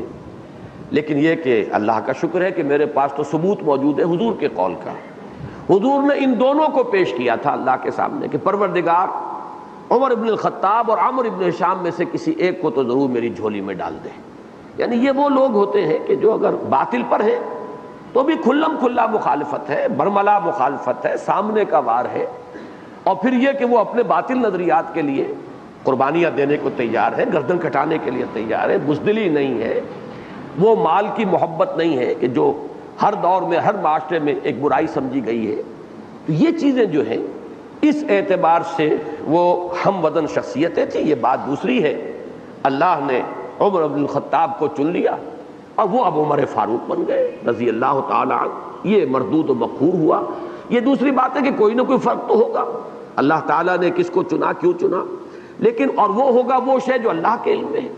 لیکن یقیناً حضور نے جب دونوں کو پیش کیا ہے کہ ان میں سے ایک ضرور مجھے دے دے، تو گویا کہ ثابت ہو جاتا ہے کہ بہت سے اعتبارات سے، اگر تمام اعتبارات سے نہ صحیح، بہت سے اعتبارات سے یقیناً یہ ہم وزن شخصیتیں تھیں، ان میں کوئی نہ کوئی چیزیں جو ہے مشترک اور مشابہ تھیں۔ تیسرا کردار وہ ہے جس پر اللہ کا غضب سب سے زیادہ بھڑکا ہے۔ یہ کردار نوٹ کر لیجئے، یہ کفر کا منافق کردار ہے۔ جس طرح جو قانونی دائرے میں اسلام کے آ گئے تھے لیکن منافق تھے، اللہ تعالیٰ کا غضب ان پر بہت بھڑکتا ہے۔ ان المنافقین فی الدرک الاسفل من النار، یہ آگ کے سب سے نچلے طبقے میں ہوں گے۔ یہ اللہ کا یہ غضب ہے کہ جو بھڑک رہا ہے۔ قول و عمل کا تضاد، کہہ کچھ رہے کر کچھ رہے۔ لما تقولون ما لا تفعلون کبر مقتا عند اللہ ان تقولوا ما لا تفعلون۔ اسی طریقے سے یہ لفظ شاید آج پہلی مرتبہ آپ سن رہے ہو کہ جیسے منافقین ادھر تھے ویسے منافق ادھر بھی تھے۔ وہ منافق کون تھے؟ جن کو ایمان اچھا تو لگتا تھا، بات صحیح بھی معلوم ہوتی تھی، چاہتے تھے کہ پیش قدمی کریں، قبول کر لیں، لیکن مصلحتیں، چودراہٹیں، دولت، سرداری، یہ آڑے آتی تھی، اس کی وجہ سے رک گئے، اور پھر کوشش یہ کرتے رہے۔ اب ظاہر بات ہے کہ ایسا شخص جو ہے وہ کوشش کرے گا کوئی مصالحت ہو جائے، کوئی مداہنت کی روش آ جائے، کچھ گیو اینڈ ٹیک ہو جائے، کچھ لے دے کر سودا ہو جائے۔ یہ ہم جس مصیبت میں مبتلا ہو گئے ہیں، یا ادھر یا ادھر، اس طرح کی بات نہ رہے۔ جیسے کہ وہ منافقین جو تھے دائرہ اسلام میں قانونی طور پر، وہ بھی یہ کہتے تھے کہ ہم تو مصلحون ہیں۔ جب ان سے کہا جاتا تھا کہ لا تفسدوا فی الارض قالوا انما نحن مصلحون، ہم تو اصلاح کرنے والے، میں لڑائی جھگڑے کا کیا فائدہ ہے، صلح ہونی چاہیے۔ اگر آپ گڑ دے کر کسی کو مار سکیں تو خام خواہ ضرور زہر دینا ہے۔ اب یہ میں ان کی ترجمانی کرتے ہوئے باتیں کہہ رہا ہوں، اس لیے کہ اصل بات کیا تھی کہ وہ یکسو نہیں ہو پاتے تھے۔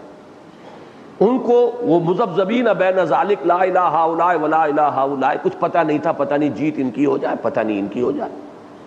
تو ہم اپنی سارے انڈے جو ہے ایک باسکٹ میں تو نہ ڈالیں،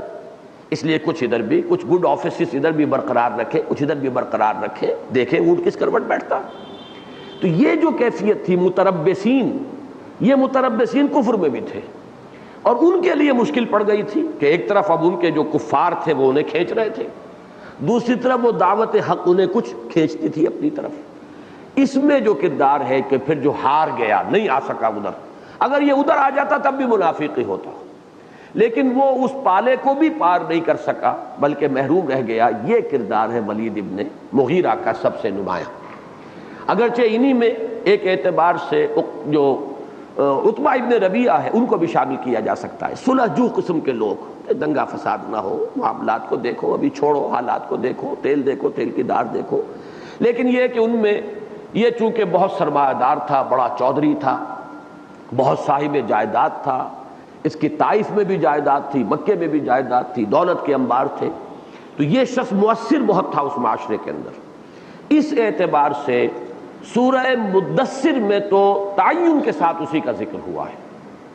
سورہ علق میں ابو جہل کا ذکر، سورہ لہب جو بدترین تھا اس پر پوری صورت آ گئی، سورۃ اللہب، ابو لہب کے بارے میں، سورہ علق میں ابو جہل، اور یہ جو شخص ہے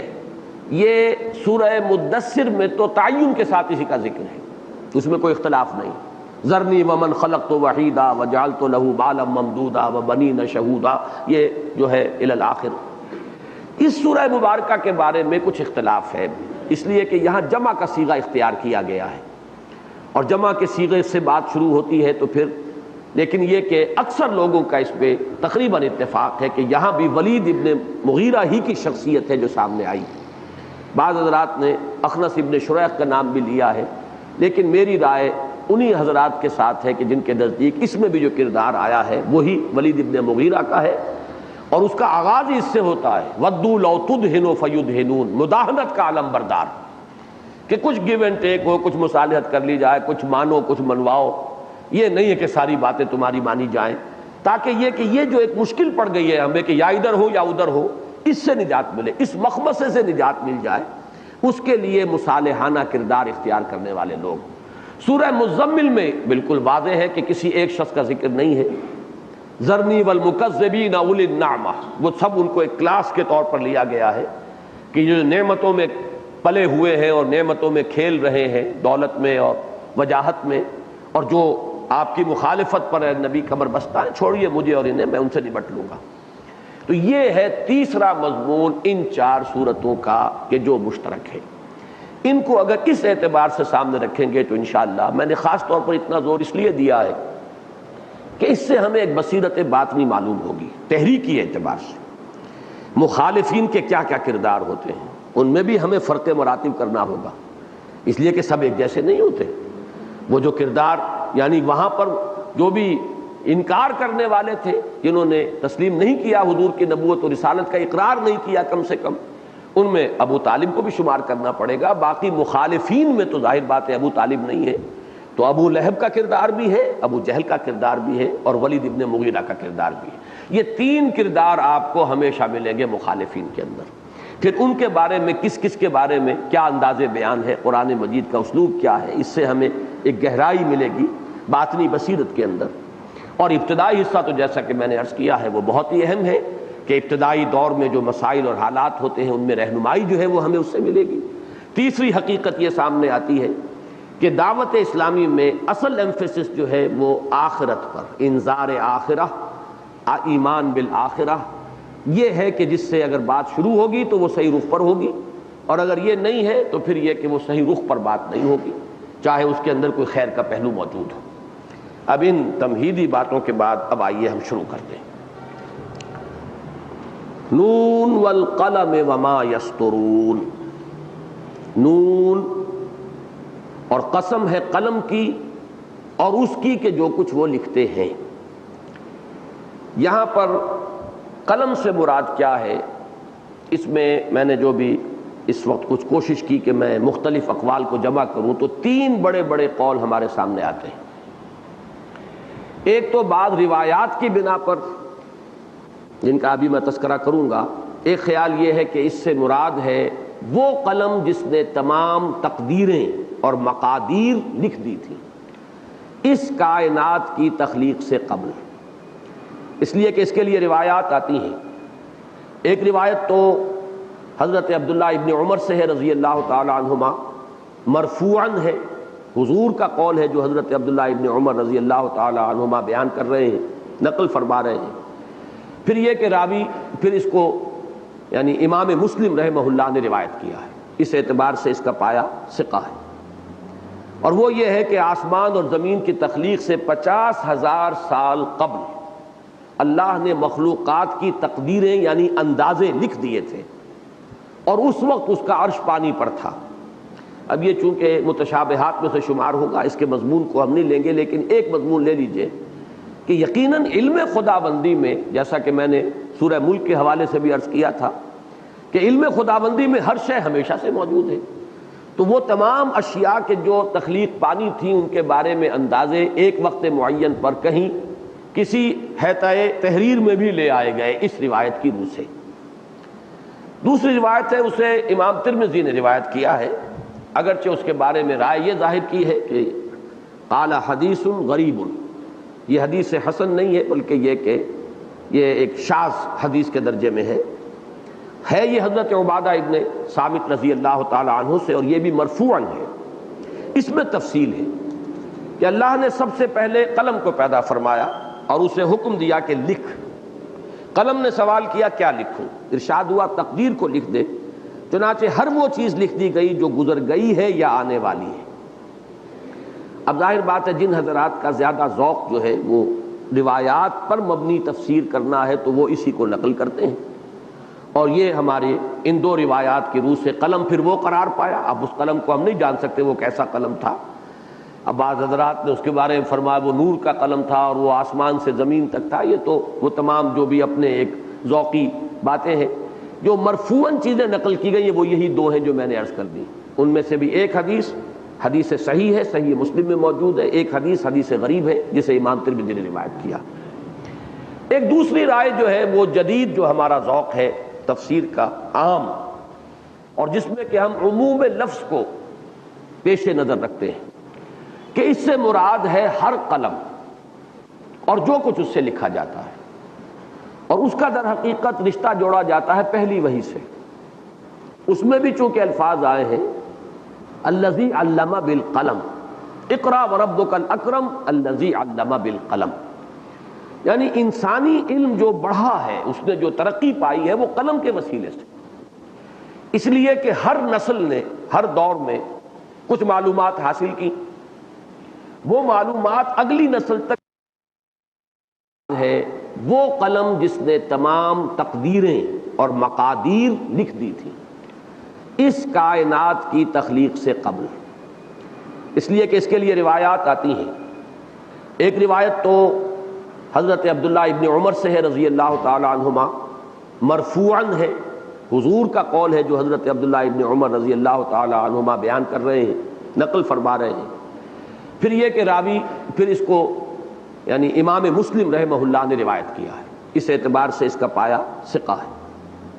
اور وہ یہ ہے کہ آسمان اور زمین کی تخلیق سے 50,000 سال قبل اللہ نے مخلوقات کی تقدیریں یعنی اندازے لکھ دیے تھے، اور اس وقت اس کا عرش پانی پر تھا۔ اب یہ چونکہ متشابہات میں سے شمار ہوگا، اس کے مضمون کو ہم نہیں لیں گے، لیکن ایک مضمون لے لیجئے کہ یقیناً علم خداوندی میں، جیسا کہ میں نے سورہ ملک کے حوالے سے بھی عرض کیا تھا کہ علم خداوندی میں ہر شے ہمیشہ سے موجود ہے، تو وہ تمام اشیاء کے جو تخلیق پانی تھیں ان کے بارے میں اندازے ایک وقت معین پر کہیں کسی حیطۂ تحریر میں بھی لے آئے گئے اس روایت کی روح سے۔ دوسری روایت ہے، اسے امام ترمذی نے روایت کیا ہے، اگرچہ اس کے بارے میں رائے یہ ظاہر کی ہے کہ قال حدیث غریب، یہ حدیث حسن نہیں ہے بلکہ یہ کہ یہ ایک شاذ حدیث کے درجے میں ہے یہ حضرت عبادہ ابن صامت رضی اللہ تعالی عنہ سے، اور یہ بھی مرفوعاً ہے۔ اس میں تفصیل ہے کہ اللہ نے سب سے پہلے قلم کو پیدا فرمایا اور اسے حکم دیا کہ لکھ۔ قلم نے سوال کیا کیا لکھوں؟ ارشاد ہوا تقدیر کو لکھ دے، چنانچہ ہر وہ چیز لکھ دی گئی جو گزر گئی ہے یا آنے والی ہے۔ اب ظاہر بات ہے جن حضرات کا زیادہ ذوق جو ہے وہ روایات پر مبنی تفسیر کرنا ہے تو وہ اسی کو نقل کرتے ہیں، اور یہ ہمارے ان دو روایات کی روح سے قلم پھر وہ قرار پایا۔ اب اس قلم کو ہم نہیں جان سکتے وہ کیسا قلم تھا، اب بعض حضرات نے اس کے بارے میں فرمایا وہ نور کا قلم تھا اور وہ آسمان سے زمین تک تھا. یہ تو وہ تمام جو بھی اپنے ایک ذوقی باتیں ہیں. جو مرفوعاً چیزیں نقل کی گئی ہیں وہ یہی دو ہیں جو میں نے عرض کر دی. ان میں سے بھی ایک حدیث صحیح ہے, صحیح مسلم میں موجود ہے. ایک حدیث غریب ہے جسے امام ترمذی نے روایت کیا. ایک دوسری رائے جو ہے وہ جدید جو ہمارا ذوق ہے تفسیر کا عام, اور جس میں کہ ہم عموم لفظ کو پیش نظر رکھتے ہیں کہ اس سے مراد ہے ہر قلم اور جو کچھ اس سے لکھا جاتا ہے, اور اس کا در حقیقت رشتہ جوڑا جاتا ہے پہلی وحی سے. اس میں بھی چونکہ الفاظ آئے ہیں الذی علم بالقلم اقرا وربک الاکرم الذی علم بالقلم, یعنی انسانی علم جو بڑھا ہے, اس نے جو ترقی پائی ہے وہ قلم کے وسیلے سے. اس لیے کہ ہر نسل نے ہر دور میں کچھ معلومات حاصل کی, وہ معلومات اگلی نسل تک منتقل ہوتی ہے قلم سے. صرف سینہ بسینہ منتقل نہیں ہو سکتی تھی. اگر صرف یہی ہوتا تو پھر یہ علم کی جو ہے رفتار آگے بڑھنے کی بہت سست ہوتی. وہ چیزیں ضبط تحریر میں آئیں, اس سے وہ آگے منتقل ہوئیں. اب وہ سٹارٹنگ پوائنٹ ہے اگلی نسل کا. اب وہ مزید غور و فکر, مزید سوچ بچار, مزید تعقل کا پروسیس جو ہے آگے بڑھتا ہے. تو قلم در حقیقت ذریعہ بنا ہے انسانی علم, حکمت, فکر, فلسفہ, معلومات, ان سب کا. الذی علم بالقلم, اگر وہاں پر بھی اسے عام رکھا جائے تو اور یہ رشتہ جو جڑ بھی جاتا ہے کہ میری رائے یہ ہے کہ یہ دوسری وحی ہے پہلی وحی کے بعد. تو جس کا وہاں ذکر آیا تھا پہلی وحی میں, اسی کی قسم سے یہاں پر بات شروع کی گئی کہ نون والقلم وما یسطرون, یعنی گواہ ہے کل علم انسانی, انسان کا کل معلومات کا ذخیرہ. اور یہ قسم جو ہے کس شے پر کھائی گئی اس کی نسبت کو بھی جان لیجئے کہ ما انت بنعمت ربک بمجنون, اے نبی آپ اپنے رب کے فضل و کرم سے مجنون نہیں ہیں. یعنی حضور پر اگر کوئی جنون کا شک و شبہ کسی نے وارد کیا ہے تو انتہائی بے عقلی کی بات کی ہے, انتہائی غیر منطقی بات کی ہے. اس لیے کہ جو بھی انسان کا علم ہے اور جو بھی اس کا فکر اور فہم ہے, جو بھی اس نے قلم کے ذریعے سیکھا اور سکھایا ہے, وہ اس کی گواہی نہیں دے سکتا, بلکہ اس کی گواہی تو برعکس ہے کہ محمد الرسول اللہ صلی اللہ علیہ وسلم ایک نہایت متوازن شخصیت کے مالک انسان ہے. ان کا کہیں عدم توازن, کہیں ذہنی یا جذباتی جو ہے وہ کسی کے سامنے نہیں آیا. اسی پر پھر دلیل بعد میں مزید لائی گئی ہے وَإِنَّكَ لَعَلَىٰ خُلُقٍ عَظِيمٍ, اخلاق حسنہ کی بھی انتہائی بلندیوں پر فائز انسان. سب لوگ دیکھ رہے ہیں اپنے چشمے سر سے, ان کے بارے میں یہ شک ظاہر کرنا کہ کوئی جنون کا عارضہ لاحق ہو گیا ہے, یہ گویا کہ کل اپنے علم اور حکمت اور فکر اور فلسفے اور سارے علمی سرمایہ کی بساط کو لپیٹ کر تو کوئی شخص کرنا چاہے تو کر دے, ورنہ یہ کہ یہ تمام چیزیں گواہ ہیں کہ ما انت بنعمت ربک بمجنون. یہ گویا کہ دوسری تعویل ہوئی. تیسری تعویل, اور یہ ویسے ہمارے سلف میں بھی یہ قول موجود ہے, یعنی جو تابعین جو حضرات ہیں, حضرت عبداللہ ابن عباس رضی اللہ تعالیٰ عنہ, ان کا ذکر چونکہ آج آ چکا ہے,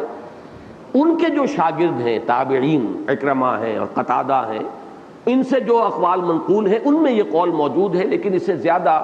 دلیل کے ساتھ مولانا اصلاحی صاحب نے پیش کیا ہے اور اذعاناً یہ کہا ہے کہ یہی مفہوم ہے تیسرا, اور وہ یہ ہے کہ اس سے مراد وہ قلم ہیں کہ جن کے ذریعے صحابہ کرام قرآن مجید کو ضبط تحریر میں لا رہے تھے. گویا کہ مراد کیا ہوا والقلم وما یسطرون, گواہ ہے قرآن, یعنی یہاں قلم اور ان سے جو کچھ لکھا جا رہا ہے یہ در حقیقت قرآن کے لیے استعارہ ہے, کنایا ہے کہ گواہ ہے قرآن. وما انت بنعمت ربک بمجنون, کہ اے نبی یہ قرآن گواہ ہے کہ آپ اپنے رب کے فضل و کرم سے اور اس کی نعمت سے مجنون نہیں. یہ چیز اس لیے کافی یعنی قرین قیاس معلوم ہوتی ہے کہ قرآن مجید کی بہت سی صورتوں کا یہ اسلوب ہے. مثلا ایک ایک حرف سے جو صورتیں شروع ہوئی ہیں ان میں تو تعین کے ساتھ یہی ہے, قاف والقرآن المجید, صاد والقرآن ذی الذکر. قاف اور قسم ہے قرآن کی جو بزرگی والا ہے, صاد اور قسم ہے قرآن کی جو نصیحت والا ہے, ذکر والا ہے, یاد دہانی والا ہے. پھر جیسے کہ آپ کو معلوم ہے یاسین والقرآن الحکیم, حامیم والکتاب المبین. بہت سی صورتیں, حامیم کے بعد تنزیل الکتاب من اللہ العزیز الحکیم. تو قرآن مجید جو ہے ان صورتوں میں اکثر و بیشتر الف لام میم ذالک الکتاب لا ریب فیہ, اب یہ جو انداز ہے تو اس سے یہ چیز مطابقت رکھتی ہے کہ یہاں پہ والقلم وما یسطرون سے مراد جو ہے وہ قرآن مجید ہو. اور یہ اس اعتبار سے بھی بات معقول ہے کہ حضور کی نبوت و رسالت کے لیے قرآن ہی کو سب سے بڑی دلیل بنایا گیا، قرآن ہی کو حضور کا سب سے بڑا معجزہ قرار دیا گیا. تو اس اعتبار سے قرآن ہی کو اس پر سب سے بڑا گواہ قرار دینا کہ آپ مجنون نہیں ہیں معاذ اللہ، یہ چیز جو ہے یہ اس کے ساتھ مطابقت رکھنے والی ہے. تو میری اپنی رائے بھی جو ہے وہ اسی رائے کے ساتھ شامل ہے. اب اس پہلی آیت کے بعد یہ جو 7 آیات ہیں بشمول اس پہلی آیت کے، ان کے بارے میں ایک بات یہ جان لیجئے کہ ان سب میں جو مضمون ہے وہ حضور کے لیے ایک دل جوئی اور ایک تسلی کا مضمون ہے. معلوم ہوتا ہے کہ کسی چیز پر حضور کو کچھ ملال ہے، کچھ آپ غمگین ہیں، آپ کو کچھ صدمہ ہے، اس میں یہ آیات نازل ہو رہی ہیں اور اس میں حضور کی دلجوئی بھی کی جا رہی ہے اور آپ کو تسلی دی جا رہی ہے. وہ بات کیا تھی؟ اگرچہ یہاں بھی ظاہر ہو رہا مانتا بنعمت ربک بمجنون، معلوم یہ ہوا ہے کہ حضور کو جو مجنون قرار دیا گیا یا کہا گیا آپ کے بارے میں یہ کہ آپ کو جنون کا عرضہ ہو گیا ہے یا آپ پر آسیب کا سایہ ہو گیا، یہ میں بعد میں عرض کروں گا، اس پر آپ کو صدمہ ہوا. لیکن اس کے لیے ہمارے پاس قرآن مجید میں ایک دوسرا گواہ، دوسرا شاہد جو ہے صراحت کے ساتھ اس بات کو ثابت کرنے والا موجود ہے. وہ سورہ حجر ہے. سورہ حجر کی آیت نمبر 6 میں فرمایا گیا وَقَالُوا يَا أَيُّهَا الَّذِي نُزِّلَ عَلَيْهِ الذِّكْرُ إِنَّكَ لَمَجْنُونَ، اور انہوں نے یہ کہا یا وہ یہ کہتے ہیں کہ اے وہ شخص جس پر ذکر نازل کیا گیا ہے. اور یہاں بھی ظاہر بات ہے کہ وہ ذکر تسلیم نہیں کرتے تھے اسے، تو اس کی ترجمانی ادا کرتے ہوئے بزعم خیش کا لفظ جو ہے بریکٹ میں شامل کرنا پڑے گا. اے وہ شخص جس کا یہ خیال ہے، جو یہ سمجھتا ہے، جو اس زعم میں ہے، جس پر کہ بزعم خیش ذکر نازل ہوا ہے، جو دعویٰ کر رہا ہے کہ مجھ پر یہ اللہ کی طرف سے کلام نازل ہو رہا ہے، انک لمجنون، ہم تو آپ کو مجنون سمجھتے ہیں. معلوم ہوتا ہے کہ آپ کو کوئی عارضہ جنون کا لاحق ہو گیا ہے، کوئی ذہنی عدم توازن کا لاحقہ ہے، یا یہ ہے کہ کوئی آسیب کا سایہ ہو گیا. اور پھر سورہ کے آخر میں یہ آیت نمبر 97 میں بات فرما دی گئی وَلَقَدْ نَعْلَمُ أَنَّكَ يَضِيقُ صَدْرُكَ بِمَا يَقُولُونَ، اے نبی ہمیں خوب معلوم ہے کہ آپ کا سینہ بھجتا ہے اس بات سے جو یہ کہہ رہے ہیں. اور یہ بات ابھی اسی درجے میں آئی تھی صرف کہ مجنون کہا گیا تھا، یہ میں ابھی بعد میں مزید وضاحت کروں گا. تو معلوم یہ ہوا کہ ان 2 آیات کی روشنی میں ہم ان 7 آیات کے مفہوم کو بہت ہی خوبصورتی کے ساتھ سمجھ سکتے ہیں کہ وہ بات جو کہی گئی وہ یہ تھی کہ یا ایھا الذی نزل علیہ الذکر انک لمجنون، اور اس پر جو حضور کو صدمہ ہوا، دل گرفتگی لاحق ہوئی، آپ کو ملال ہوا، آپ غمگین ہوئے، وہ ثابت ہے قرآن مجید کی نص قطعی سے کہ وَلَقَدْ نَعْلَمُ أَنَّكَ يَضِيقُ صَدْرُكَ بِمَا يَقُولُونَ. اب اس کے ضمن میں 2 باتیں نوٹ کر دیجئے. پہلی بات تو یہ ہے کہ اگرچہ حضور صلی اللہ علیہ وسلم پر بعد میں وہ دور بھی آیا فزیکل اسالٹ جسے آپ کہتے ہیں، آپ پر جسمانی طور پر بھی حملہ ہوا ہے، مختلف اس کے مواقع ہیں. پتھراؤ ہوا ہے یوم طائف کو، یا ایک مرتبہ ابو جہل نے آپ کی گردن مبارک کے اندر چادر کا پھندا ڈال کر کھینچا ہے کہ آپ کی آنکھیں ابل پڑی ہیں جبکہ آپ نماز پڑھ رہے تھے، کھڑے ہوئے تھے. یا ایک مرتبہ اس کے کہنے پر عقبہ ابن ابی معیط نے لا کر اونٹ کی اوجڑی جو ہے وہ لا کر حضور کی گردن پر رکھ دی ہے جبکہ آپ سجدے میں تھے. تو یہ ساری کچھ چیزیں بھی ہوئی ہیں، لیکن اس کو نوٹ کر لیجئے کہ دوسرے صحابہ کے ساتھ بھی جو فزیکل پرسیکیوشن ہے، جسمانی تشدد، وہ سن 4 میں شروع ہوا ہے. پہلے 3 سالوں میں کسی پر کوئی تشدد ثابت نہیں ہے. ہو سکتا ہے ہو، لیکن یہ کہ بہرحال وہ اتنا نہیں تھا کہ نمایاں ہو، اس کا ذکر ہو. اور حضور صلی اللہ علیہ وسلم پر تو یہ ہوا بھی کم ہے، اس لیے کہ آپ خاندان بنی ہاشم کے چشم و چراغ تھے، اور پھر جو اس وقت کے اس گھرانے کے جو سربراہ تھے ابو طالب، ان کی پشت پناہی آپ کو حاصل تھی، پروٹیکشن آپ کو حاصل تھی. لہذا شاذ ایسے واقعات ہوئے ہیں، یا آپ کے راستے میں کانٹے بچھا دیے گئے، وہ آپ کی اپنی چچی جو ہے ام جمیل کرتی تھی، یا ابو لہب ہے جو لان تان کر دیتا تھا اور سخت الفاظ استعمال کر لیتا تھا. لیکن یہ کہ باقی دوسرے لوگوں کو یہ کہنے کی جرت نہیں تھی. تو 3 سال پہلے جو ہے ان میں آپ یہ کہہ سکتے ہیں کہ صرف زبانی کلامی استہزاء ہوا، اور وہ استہزاء بھی صرف محمد الرسول اللہ صلی اللہ علیہ وسلم کا ہوا۔ آپ کے جانثاروں پر تو پھر انہوں نے تشدد کے پہاڑ اس وقت توڑے ہیں جبکہ انہیں یہ محسوس ہوا کہ ہماری یہ جو زبانی کروسیڈ جو ہمارا تھا، زبانی طور پر ہم نے جو بھی کچھ کیا ہے وہ اب غیر مؤثر ہو چکا ہے، اور یہ دعوت پھیل رہی ہے، ہمارے نوجوان اور ہمارے غلام جو ہیں وہ بھی ان کے دائرے میں شامل ہو رہے ہیں، ایمان لا رہے ہیں ان پر۔ تو گویا کہ یوں سمجھیے کہ بارود گھر جو ہے ہمارا اس تک چنگاری پہنچا چاہتی ہے۔ تب پھر انہوں نے پوری طاقت کے ساتھ جو ہے وہ فزیکل پرسیکیوشن شروع کیا۔ اس سے پہلے وربل پرسیکیوشن آپ اسے کہیں گے، چنانچہ اسی کا ذکر ہے سورہ مزمل میں، فاصبر علی ما یقولون واہجرہم ہجرا جمیلا۔ ابھی جو بھی کچھ ہے وہ قول کی حد تک ہے، زبان سے، اور اس میں بھی مجھے ایک تدریج نظر آئی ہے۔ سب سے پہلے جو بات کہی گئی وہ یہی کہ جنون کا عارضہ لاحق ہو گیا، پھر کہیں آگے چل کر شاعر، ساحر، پھر اس سے بھی نیچے گر کے مسحور،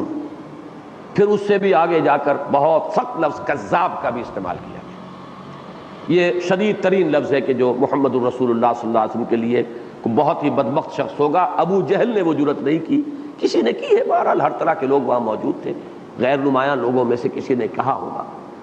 لیکن یہ ہے کہ سب سے ہلکا لفظ اصل میں نوٹ کیجئے جو بات میں بتانا چاہ رہا ہوں، وہ مجنون ہے۔ اس کی وجہ کیا ہے کہ اس مجنون کے 2 معنی ہیں،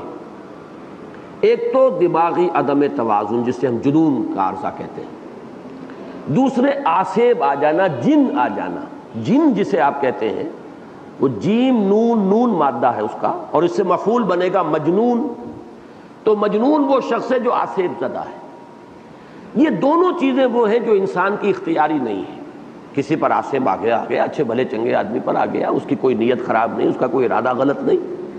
کسی کو اچھے بھلے آدمی کو جیسے کوئی جسمانی مرض لاحق ہو سکتا ہے، ایسے ہی کوئی دماغی عارضہ بھی لاحق ہو سکتا ہے۔ لہٰذا اس میں یوں سمجھیے کہ جتنی باتیں وربل پرسیکیوشن کے ضمن میں بھی حضور کے بارے میں کہی گئی، ان میں سب سے ہلکا لفظ یہی ہے۔ اور بعض شواہد ایسے ملتے ہیں کہ یہ استہزان ہی نہیں کہا گیا، یقیناً استہزان بھی وہ انداز جو سورہ ہجر میں ہے وہ استہزاء کا ہے، یا ایھا الذی نزل علیہ الذکر انک لمجنون، لیکن یہ ہے کہ یہ ہمدردی کے انداز میں بھی کہی جا سکتی ہے بات۔ ایک یوں سمجھیے کہ فوری سا رد عمل یہ ہو سکتا ہے کہ اچھے بھلے تھے، نہ معلوم کیا ہوا ہے، کاروبار کرتے تھے، کچھ عرصے سے یہ کچھ تنہائی پسند تو ہو گئے تھے، یہ تو ہم دیکھ رہے تھے، یہ غار حرا میں جا کر بیٹھنے لگے تھے، کئی دن وہاں رہتے تھے، نہ معلوم کیا ہوا ہے، یا تو کوئی جن آ گیا، آسیب ہے جو انہیں نظر آیا ہے، یہ سمجھ رہے ہیں کہ وہ فرشتہ ہے، جبریل ہے، ہو سکتا ہے کہ کوئی بدروح ہو، کوئی جن ہو۔ آپ ذرا، میں اس لیے بتا رہا ہوں کہ آپ خود کو، اپنے آپ کو بھی اس وقت کے حالات میں ذرا رکھ کر سوچئے، تو یہ سارے احتمالات ہیں کہ جو ہم میں سے کسی شخص کے سامنے بھی آ سکتے ہیں۔ اور اسی ضمن میں یہ کہ ہو سکتا ہے کہ کوئی، جسے ہم اپنی زبان میں کہیں گے شاید کو خشکی چڑھ گئی ہے، یہ علیحدہ بیٹھ کر اور کوئی بہت لمبے روزے رکھ رہے تھے یا کوئی مراقبے کر رہے تھے، یہ وہ بات ہے کہ جو ہمدردی کے انداز میں بھی کہی جا سکتی۔ اس لیے کہ عتبہ ابن ربیعہ کی روایت ایک آئی ہے، اور میں اس روایت کے الفاظ جو ہیں ان کے حوالے سے یہ سمجھتا ہوں کہ اس نے وہ استہزان نہیں کہا، چونکہ وہ بہرحال قریش کے بزرگوں میں سے تھا۔ انہوں نے آ کر کہا، بھتیجے، اگر واقعی تمہیں کوئی عارضہ لاحق ہو گیا ہے، کوئی بدروح جو ہے وہ ہو گئی ہے، تو مجھے بتاؤ، میری بڑی دوستیاں ہیں کاہن لوگوں سے، عاملین سے، عامل لوگ جو ہیں، میں تمہارا علاج کرا دوں گا۔ یہ انداز جو ہے اس میں مجھے استہزاء یا تمسخر کی بات نظر نہیں آتی، بلکہ یہ کہ واقعتاً ہو سکتا ہے کہ یہ خیال اسے لاحق ہوا ہو۔ البتہ یہ کہ اسی کے حوالے سے آپ نوٹ کیجئے، وہ یہ ہے کہ اس دور میں جو کچھ کہا جاتا ہے یا کہا جاتا رہا ہے وہ بھی یہی ہے کہ کوئی مالی خولیہ ہو گیا تھا، معلوم ہوتا ہے، جو حضور کو نہیں مانتے، وہ نبی وحی کو تسلیم نہیں کرتے۔ ایپیلیپٹک فٹس کہا گیا ہے کہ معلوم ہوتا ہے مرگی کا کوئی دورہ ہوتا تھا، اس کے اندر کچھ عجیب سی کیفیت ہو جاتی تھی، اور چونکہ جو روایات آئی ہیں وحی کی، اس میں وہ کیفیات موجود ہیں کہ شدید سردی کا موسم ہوتا تھا اور پسینہ آ جاتا تھا، پسینے ہو جاتے تھے آپ، شدید بوجھ کا، دباؤ کا احساس آپ کو ہوتا تھا۔ تو یہ کیفیات جو ہیں، یعنی فزیکل بھی کچھ فینومینا ہیں کہ جو اس وحی کے ساتھ جو ہیں حضور صلی اللہ علیہ وسلم کی شخصیت مبارکہ میں ظاہر ہو رہے تھے۔ تو یہ جو کہا جاتا ہے، جیسے ہم کہتے ہیں مالی خولیہ ہو گیا ہے، یا آبسیشن کا ایک لفظ استعمال ہوتا ہے، فکسیشن، کوئی چیز معلوم ہوتا ہے کہ ان کے ذہن میں بس اٹک گئی ہے اور اب اسی کی ہیلوسینیشنز ہو رہی ہیں، یہ دیکھ رہے ہیں، یہ کچھ سن رہے ہیں. جیسے کان بجتے ہیں، ہم کہتے ہیں ان کے تو جی کان بجتے ہیں، کوئی حقیقت نہیں ہے، کوئی واقعہ نہیں ہے، کوئی آواز نہیں ہے، لیکن انہیں سنائی دے رہا ہے. اور ٹینائٹس ہمارے ہاں ایک مرض ہے کہ جس میں کان واقعی بجنے شروع ہو جاتے ہیں. تو یہ چیزیں جو ہیں یہ فزیکل اور نفسیاتی عوارض، یہ چونکہ دنیا میں پہلے بھی رہے، آج بھی اسی انداز میں بات کہی جاتی ہے، تمسخر کے انداز میں بھی، لیکن یہ کہ ہو سکتا ہے کہ تمسخر سے علیحدہ رہتے ہوئے بھی ایک اشکال یا ایک کوئی ہمدردی کے انداز میں بھی یہ بات جو ہے وہ کہی گئی ہو. تو یہ میں چاہتا ہوں کہ اس کا پورا وہ پس منظر جو ہے وہ آپ کے سامنے آ جائے. اور ایک بات یہ ذہن میں رکھیے کہ یہ جو میں نے ترتیب آپ کے سامنے رکھی ہے کہ فزیکل پرسیکیوشن جو ہے، جسمانی تشدد، وہ تو سن 4 کے بعد شروع ہوا، یا سن 4 میں کہیے کہ شروع ہوا ہے، سن 3 کے بعد. اس میں ایک لفظ جو ہے میں چاہتا ہوں کہ آج کے بھی جو حالات ہیں ان میں آپ حضرات جو ہے اس کو سمجھیں کہ کسی بھی نئی دعوت کے داعی کو اگر اس طرح کے الفاظ سے اور اس طرح کے استہزاء اور تمسخر سے اس کو بدل کر دیا جائے تو یہ اس دعوت کو روکنے کا سب سے آسان نسخہ ہے. آپ جسے کہیں گے، جو شخص کسی دعوت کو سمجھتا ہے کہ یہ ایول ہے، نپ دی ایول ان دی بڈ، اس کو ابتدا ہی میں ختم کر دو، تو اس کا ذریعہ سب سے سہل کیا ہے؟ جو داعی ہے، جو لے کر کھڑا ہوا ہے، اس کی کریکٹر اسیسینیشن ہو، اس کی قوت ارادی کو کچل دیا جائے. اس قوت ارادی کے کچلنے کا خاص طور پر ذکر جو ہے سورہ نون کے آخر میں آئے گا. وَإِن يَكَادُ الَّذِينَ كَفَرُوا لَيُزْلِقُونَكَ بِأَبْصَارِهِمْ لَمَّا سَمِعُوا الذِّكْرَ وَيَقُولُونَ إِنَّهُ لَمَجْنُونٌ وَمَا هُوَ إِلَّا ذِكْرٌ لِّلْعَالَمِينَ. تو یہ بھی ان کی کوشش ہوتی تھی کہ اوروں سے کچھ کہنے کی ضرورت کیا ہے، یہ سارا جو ہے یہ درخت تو اس جڑ پر کھڑا ہے، جڑ کٹ جائے گی تو درخت گر جائے گا، درخت سوکھ جائے گا، کھڑا بھی رہے گا تو سوکھ جائے گا. تو کسی بھی دعوت اور تحریک کے خلاف سب سے پہلا معقول حملہ یہی ہوتا ہے. معقول بھی ہے اور یہ تاریخی اعتبار سے ثابت بھی ہو رہا ہے کہ جو اس کا داعی ہے اس کی قوت ارادی کو کچل دیا ہے، اسے بددل کر دیا جائے، اس کی عزیمت ختم کر دی جائے، استہزاء اور تمسخر میں جسے کہتے ہیں چٹکیوں میں اڑا دیا جائے. اسی کو قرآن مجید میں وہ سورہ صف میں جو آیت آئی ہے کہ وہ یہ چاہتے ہیں کہ اپنی منہ کی پھونکوں سے بجھا دیں. یریدون لیطفئوا نور اللہ بافواہہم، نور خدا ہے کفر کی حرکت پہ خندہ زن، پھونکوں سے یہ چراغ بجھایا نہ جائے گا.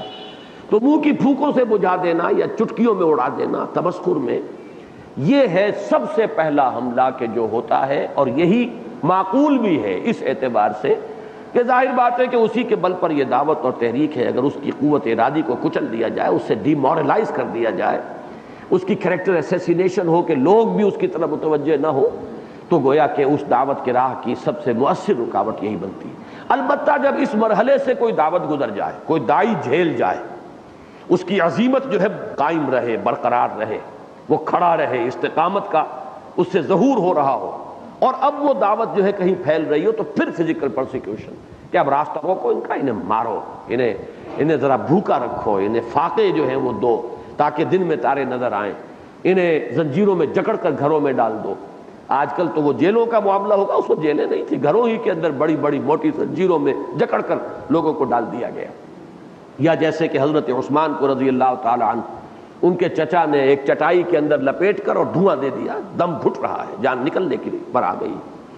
یا حضرت مصعب بن عمیر کو بالکل مادرزاد برا نہ کر کے گھر سے نکال دیا ہے. یا حضرت سعد بن ابی وقاص کو وہ مینٹل ٹارچر دیا جا رہا ہے کہ ماں نے مرن برت رکھ لیا ہے. یہ سب ہوتا ہے اس کے بعد. سب سے پہلی بات تو یہ ہے کہ اگر داعی کی قوت ارادی کو کچلا جا سکے، اس کی عظیمت کو ختم کیا جا سکے، چٹکیوں میں اڑا کر بدل کیا جا سکے، تو یہ سب سے پہلا، سب سے آسان حربہ. لیکن جیسا کہ میں نے عرض کیا، اس کے اندر دوسرا پہلو بھی موجود ہے کہ کچھ لوگ اس کو واقعتاً اس نیت سے نہیں بلکہ ازراہ ہمدردی بھی کہہ سکتے ہیں. کچھ لوگ اس کو ازراہ ہمدردی نہ صحیح تو ایسے ہی ایک پاسنگ ریمارک کے طور پر، معلوم ہوتا ہے کوئی دماغ خراب ہو گیا ہے، کوئی خشکی چڑھ گئی ہے، کوئی توازن درست نہیں رہا ہے، کوئی اس طرح کا معاملہ ہو گیا ہے. تو یہ تینوں احتمالات سامنے رکھیے، اور جو پہلا احتمال ہے اس کی بھی جو اصل اہمیت ہے وہ سامنے رکھیے کہ یہی در حقیقت مؤثر ترین حربہ ہوتا ہے کسی دعوت کو بالکل آغاز ہی میں ختم کر دینے کا. لیکن اس پر اب جو حضور صلی اللہ علیہ وسلم کی اللہ تعالیٰ کی طرف سے دلجوئی ہو رہی ہے، ما انت بنعمت ربک بمجنون. اب اس میں خطاب حضور سے ہے اور حضور بھی یقیناً مخاطب ہے. بعض حضرات نے اس کی نفی کی ہے اس دلیل کے تحت کہ حضور کو تو اپنے بارے میں شک و شبہ نہیں ہو سکتا تھا کہ میں مجنون ہوں، تو کہنے کی کیا ضرورت ہوئی. لہذا اصل میں تو یہاں خطاب جو ہے معاندین سے ہے، جو کہہ رہے تھے ان سے، لیکن یہ کہ ان سے براہ راست خطاب کیے بغیر خطاب بظاہر حضور سے ہے، اصلاً ان سے ہے. میرے نزدیک حضور سے بھی ہے. یقیناً دوسری بات بھی صحیح ہے کہ یہ بات انہیں بھی سنائی جا رہی ہے کہ عقل کے ناخن لو، ہوش کے ناخن لو، سوچو کس کے بارے میں کہہ رہے ہو، تمہارا علم، تمہارا فہم، یہ کیا اس بات کو باور کرنے کے لیے تیار ہے؟ یقیناً یہ چیز موجود ہے، لیکن دلجوئی حضور کی جو ہے ما انت بنعمت ربک بمجنون، گویا کہ ترجمانی کرتے ہوئے ہم یہ کہیں اے نبی آپ کیوں ملول ہو رہے ہیں، کیوں غمگین ہیں. جیسے کہ سورہ انعام میں ایک بڑی پیاری بات آئی تھی کہ اے نبی آپ کیوں غمگین ہوتے ہیں. فإنہم لا یکذبونک ولکن الظالمین بآیات اللہ یجحدون. یہ آپ کو تو نہیں جھٹلا رہے کہ کسی نے آپ کو جھوٹا کہا ہے، ابو جہل بھی جھوٹا نہیں کہہ رہا آپ کو، تو آپ دلگیر کیوں ہوتے ہیں؟ آپ کو صدمہ کا ہے، یہ تو ہماری آیات کو جھٹلا رہے ہیں، غصہ آئے تو ہمیں آئے، صدمہ ہو تو ہمیں ہو. اب یہ بھی ایک دلجوئی کا انداز ہے کہ انہوں نے آپ کو تو نہیں جھٹلایا، وہ تو ہماری آیات کو جھٹلا رہے ہیں،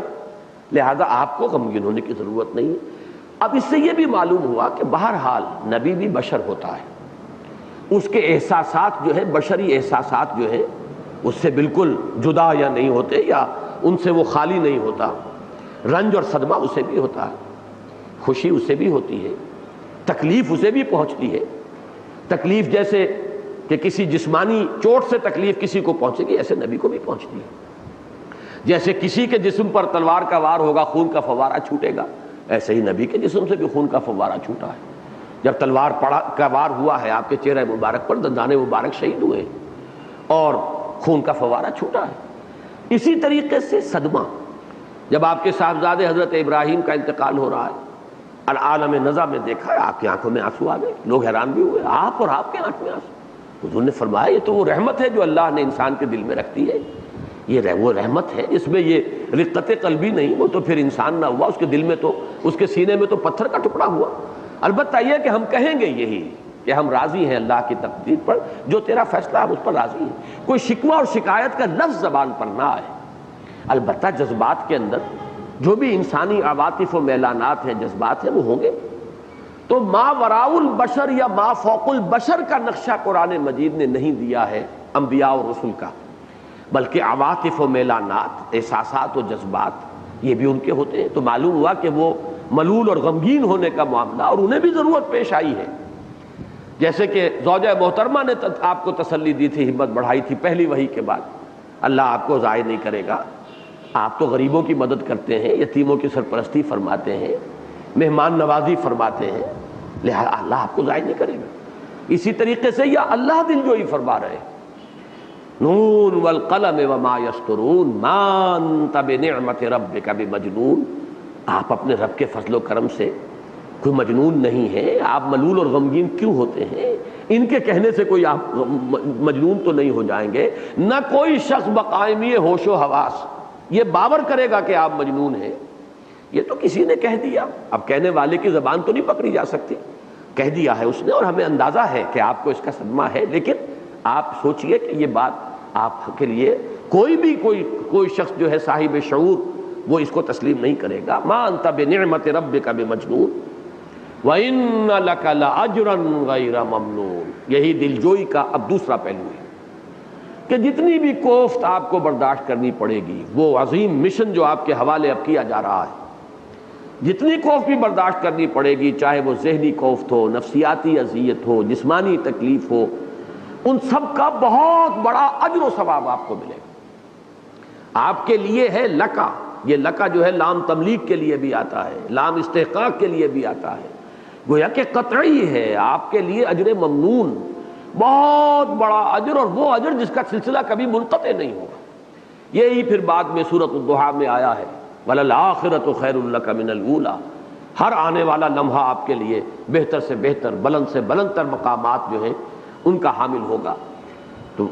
ان لک لاجرا غیر ممنون، یقیناً آپ کا ہے اجر، آپ کا بدلہ آپ کے لیے ہے جو جس کا سلسلہ کبھی منقطع نہیں ہوگا۔ غیر ممنون کا ایک اور مفہوم بھی لیا گیا ہے کہ جس پر احسان نہ دھرا جائے۔ منّ یمنّ کے معنی احسان دھرنا بھی ہے۔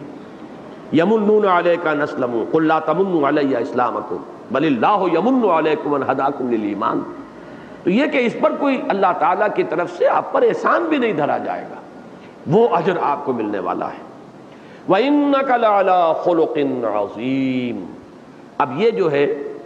یہ بھی دلجوئی کا اس میں پہلو وہ بھی موجود ہے، لیکن اصل شے پھر دلیل کے درجے میں ہے، جس میں روح سخن اب ان معاندین یا منکرین کی طرف پھر رہا ہے کہ دیکھتے نہیں ہو، آنکھوں کے اندھے ہو، جس شخص کے بارے میں یہ بات کہہ رہے ہو آصیب زدہ، یا یہ کہ کوئی جنون کا عارضہ، کوئی خلل دماغی کا عارضہ، ذہنی عدم توازن کی کوئی شکایت، ان کے کردار کو، ان کے اخلاق کو، ان کی سیرت کو دیکھو، کتنی عظیم سیرت کے مالک، کتنے اعلیٰ کردار کے پرفائز، کتنا ان کا خلق عظیم ہے۔ اور پھر اس میں بھی لفظ اعلیٰ آیا ہے، اعلیٰ آتا تمکن کے لیے، کہ یہ نہیں ہے کہ کوئی کسی وقت کسی برے سے برے آدمی سے بھی کوئی اچھا کام ہو جاتا ہے، کہیں جذبات میں کوئی شخص جو ہے ویسے پست کردار کا ہو، کسی وقت کوئی اچھے جذبات جو ہے ان کے اندر کوئی ابھار پیدا ہوا، کوئی انگیخت ہوئی اور کوئی اچھا کام بھی کر گزرے۔ لیکن ایک وہ ہے جس پر تمکن ہو چکا ہو، وہ کیفیت کہ اعلیٰ خلق عظیم، تمام بلند اخلاق عالیہ جو ہے ان پر آپ متمکن ہیں، آپ کو تمکن ہو چکا ہے، اس لیے کہ آپ کی پوری سیرت و کردار لوگوں کے سامنے تھی۔ الصادق الامین انہوں نے ہی خطاب دیا تھا، لوگ آنکھوں کا تارا سمجھتے تھے جب تک کہ یہ واقعہ نہیں ہوا ہے، آغاز وحی نہیں ہوا۔ جا صادق جا الامین، وہ آئے سچے انسان، وہ آ رہے ہیں امانت دار امین انسان۔ اب یہ جن کا چرچا تھا انک لعلی خلق عظیم، اس میں گویا کہ ان کے سامنے وہ پوری تصویر لائی جا رہی، کس کے بارے میں یہ گمان کر رہے ہو، ذرا سوچو کہاں ٹھوکر کھا رہے ہو۔ وَإِنَّكَ لَعَلَىٰ خُلُقٍ عَظِيمٍ، اس میں خلق عظیم کی جو تعبیر حضرت عائشہ صدیقہ رضی اللہ تعالی عنہا سے ہے، امام مسلم بھی لائے اس روایت کو، امام احمد بھی لائے ہیں، اور بھی بہت سی کتابوں میں، صرف بخاری میں یہ روایت نہیں ہے، باقی تقریباً تمام کتب احادیث میں موجود ہے کہ حضرت عائشہ سے فرمائش کی گئی کہ ہمیں کچھ حضور کی سیرت سنائیے، تو اس کا جواب انہوں نے یہ دیا لستم تقرؤون القرآن، کیا آپ لوگ مجھ سے سیرت پوچھتے ہیں اور فرمائش کر رہے ہیں کہ میں سیرت بیان کروں حضور کی صلی اللہ علیہ وسلم، تو کیا آپ لوگ قرآن نہیں پڑھتے؟ اب وہ حیران ہو کر ان کا قرآن تو ہم پڑھتے ہیں، ہم نے تو سیرت کا۔ تو پھر جواب دیا حضرت عائشہ صدیقہ ام المومنین رضی اللہ تعالی عنہا نے، کان خلقہ القرآن، ان کی سیرت تو قرآن ہے، قرآن ہی مجسم شکل میں دیکھنا ہو تو وہ محمد الرسول اللہ صلی اللہ علیہ وسلم۔ اور ایک روایت میں تفصیل آئی ہے، پھر کبھی دوبارہ بھی پوچھا گیا ہے، تو پھر سورہ مومنون کی ابتدائی آیات جو ہیں وہ حضرت عائشہ نے پڑھی ہے، یہ سیرت ہے محمد کی صلی اللہ علیہ وسلم۔ قد افلح المؤمنون الذین هم فی صلاتهم خاشعون والذین هم عن اللغو معرضون والذین هم للزکاة فاعلون والذین هم لفروجهم حافظون الا علی ازواجهم او ما ملکت ایمانهم فانهم غیر ملومین فمن ابتغى وراء ذلك فاولئک هم العادون والذین هم لاماناتهم وعهدهم راعون۔ یہ ہے سیرت محمد کی صلی اللہ علیہ وسلم۔ والذین هم علی صلواتهم یحافظون، محافظت صلاۃ کا یہ عالم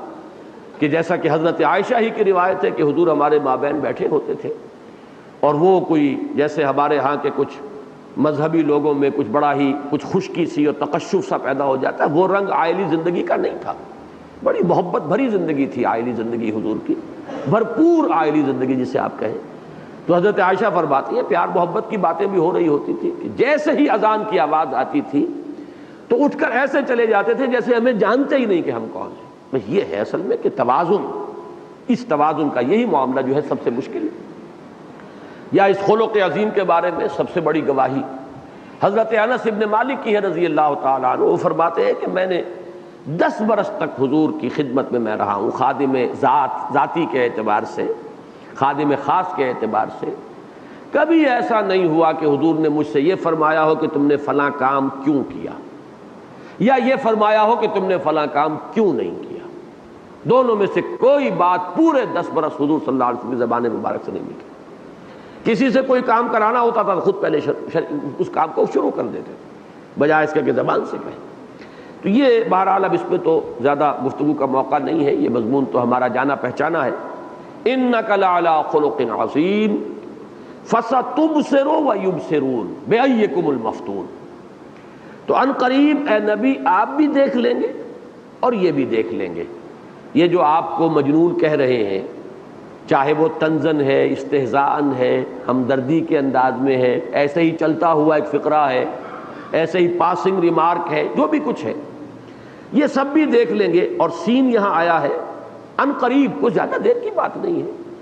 چند ہی سال کی بات تو ہے نا، پتہ چل جائے گا۔ جیسے کہ کلا سیعلمون ثم کلا سیعلمون آیا قرآن مجید میں، تو دیکھ لو گے اور جان لو گے۔ اسی طریقے سے فستبصر ویبصرون،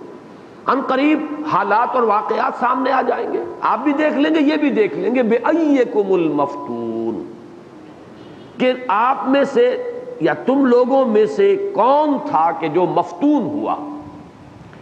مفتون ایک تو مجنون کے معنی میں، فتنے میں پڑ گیا، بچل گیا، جسے دماغی عارضہ لاحق ہو جاتا ہے، وہ پھر صحیح فیصلے نہیں کر پاتا، وہ بچلا ہوا آدمی، بہکا ہوا آدمی، کھویا ہوا گمشدہ سا آدمی، تو مجنون کے معنی میں مفتون ہے۔ یا یہ کہ ایک رائے یہ ہے بعض نحوی حضرات کی کہ عربی زبان میں یہ بھی ایک معروف اسلوب ہے کہ مفعول کی شکل میں مصدر آتا ہے، تو بِأَيِّكُمُ الْمَفْتُونُ بِأَيِّكُمُ الْجُنُونُ، کہ تم میں سے کس کو جنون کا عارضہ لاحق ہوا تھا، کس کی عقل ماری گئی تھی، کس پر کوئی بدروح کا سایہ ہوا تھا، یہ عنقریب کھل جائے گا۔ یہ تھوڑے دن کی بات ہے، یہ کوئی دن کی بات ہے۔ مرد ہوش مند، وہ علامہ اقبال کا وہ شعر جو ہے وہ اس کے بعد کا دوسرا مصرع ان کا تو اور ہے، لیکن اسلوب وہی، کوئی دن کی بات ہے، عنقریب یہ پردے اٹھ جائیں گے، سب لوگ بچشمے سر دیکھ لیں گے۔ ابھی تو بچشمے عقل دیکھنے کو کہا جا رہا ہے کہ سوچو، عقل سے کام لو، کیا تمہارا فہم، تمہارا علمی سرمایہ، تمہاری حکمت، تمہاری سمجھ گواہی دیتی ہے کہ یہ مجنون ہے؟ کیا ان کا خلق عظیم کسی مجنون شخص کی شخصیت کے ساتھ کوئی مناسبت کسی درجے میں رکھتا ہے؟ اور پھر یہ کہ اب یہ بات جو کہی جا رہی ہے ایک واقعاتی انداز میں کہ اگر اب تم چشمے عقل سے اور چشمے قلب سے دیکھنے کو تیار نہیں تو چشمے سر سے بھی دیکھ لو گے، کوئی دن کی بات ہے، حقیقت مبرہن ہو کر سامنے آ جائے گی، عیاں ہو جائے گی۔ فَسَتُبْصِرُ وَيُبْصِرُونَ بِأَيِّكُمُ الْمَفْتُونُ۔ تو یہ دونوں جو ہے اس میں جو اصحاب نحو ہیں انہوں نے کہا ہے اگر تو اس کو مجنون کے معنی میں لیا جائے تو پھر یہاں با زائدہ ہے، اس لیے کہ بِأَيِّكُمْ جو ہے پھر با یہاں اس کو زائد صلہ مانا جائے گا، اور ورنہ یہ ہے کہ جنون کے معنی میں لیا جائے، مصدر کے معنی میں، تو گویا کہ بِأَيِّكُمْ خبر ہے جو مقدم کر دی گئی ہے کہ جنون کس کو لاحق ہوا تھا، تم میں سے کس کے ساتھ تھا یہ جنون کی کیفیت کا معاملہ، تو یہ عنقریب یہ بات کھل جائے گی، تم چشم سر سے دیکھ لو گے۔ ان ربک هو اعلم بمن ضل عن سبیلہ وهو اعلم بالمہتدین، یقیناً اے نبی آپ کا رب خوب واقف ہے، خوب جانتا ہے کہ کون بچل گیا ہے اس کی راہ سے، کون بھٹک گیا ہے اس کی راہ سے، کون صراط مستقیم سے دور جا پڑا ہے، اور وہ خوب جانتا ہے ان کو بھی جو ہدایت یافتہ ہیں، ہدایت پر ہیں، صحیح رخ پر ہیں۔ یہ گویا کہ ان 7 آیات کا یوں سمجھیے کہ کنکلوڈنگ ریمارک ہے کہ جیسے کہ وہ حقیقت واضح ہو جائے گی اللہ کے علم میں تو اب بھی ہے۔ پھر دلجوئی کا پہلو یہ ہے کہ آپ کا معاملہ تو اپنے رب سے ہے، یعنی یہ کہ جس کو سورہ مزمل میں زیادہ واضح کر کے سامنے لایا جائے گا کہ نبی وتبتل الیہ تبتیلا، آپ سب سے منقطع ہو کر صرف اللہ کے ساتھ جڑ جائیے۔ میں نے گا کا لفظ اس لیے استعمال کیا کہ ایک تو یہ کہ ابھی وہ ترتیب مصحف میں بھی سورہ مزمل بعد میں آئے گی، اور میرے نزدیک سورہ مزمل کی جو آیات ابتدائی ہیں وہ ان آیات کے بعد نازل ہوئی، اس لیے میں نے کہا اس کے بعد وہ بات جو ہے کھول کر سامنے لے آئی جائے گی کہ آپ کو تو اپنے رب سے جڑ جانا چاہیے، لہذا خیال ہی نہ کیجئے کوئی کیا کہتا ہے، کوئی بھلا کہے برا کہے، سرے سے اس کا کوئی تاثر آپ نہ لیجئے، کوئی کیا کہتا ہے اس کا کوئی آپ کو اثر قبول نہیں کرنا چاہیے۔ آپ کا رب جانتا ہے، آپ کا رب جانتا ہے کہ آپ اس کے برگزیدہ بندے ہیں، آپ کا رب واقف ہے کہ اس نے آپ کو چنا ہے، آپ کو مصطفیٰ اور مرتضیٰ بنایا ہے اور آپ کو مجتبی کیا ہے،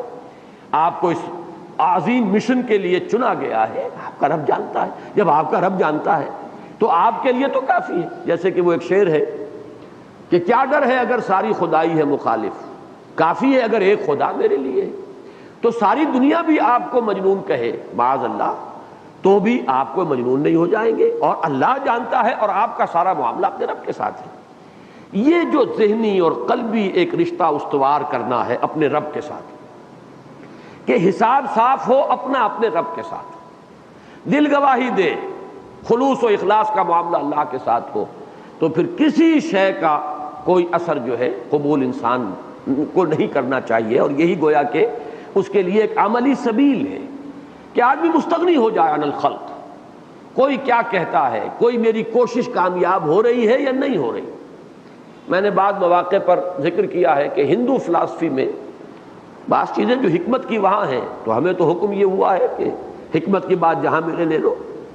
تو انسانی شخصیتوں کے 3 کیٹیگریز جو ہیں قرار دی گئی۔ ان میں سے کچھ لوگ وہ ہیں جو علم کے ساتھ مناسبت رکھتے ہیں، تو وہ جنان مارگ ہے، وہ معرفت حاصل کریں اور علم کے ذریعے سے وہ اپنے خالق اور رب تک رسائی حاصل کرتے ہیں۔ کچھ وہ ہیں کہ جن میں بھکتی مارگ کہلاتا ہے، وہ ڈیووشن، عبادت، یہ عبادت کے ذریعے سے خوب نوافل پڑھیں اور خوب اس کے ذریعے سے اللہ کا قرب حاصل کریں۔ اب میں ان کی بات کو یہاں اپلائی کرتے ہوئے کہہ رہا ہوں، مزاج ہوں گے مختلف، اس لیے تو کہا گیا جنت کے 8 دروازے، مختلف مزاج کے لوگوں کو مختلف دروازوں سے بلایا جائے گا۔ ہاں، حضرت ابوبکر کی شان یہ ہے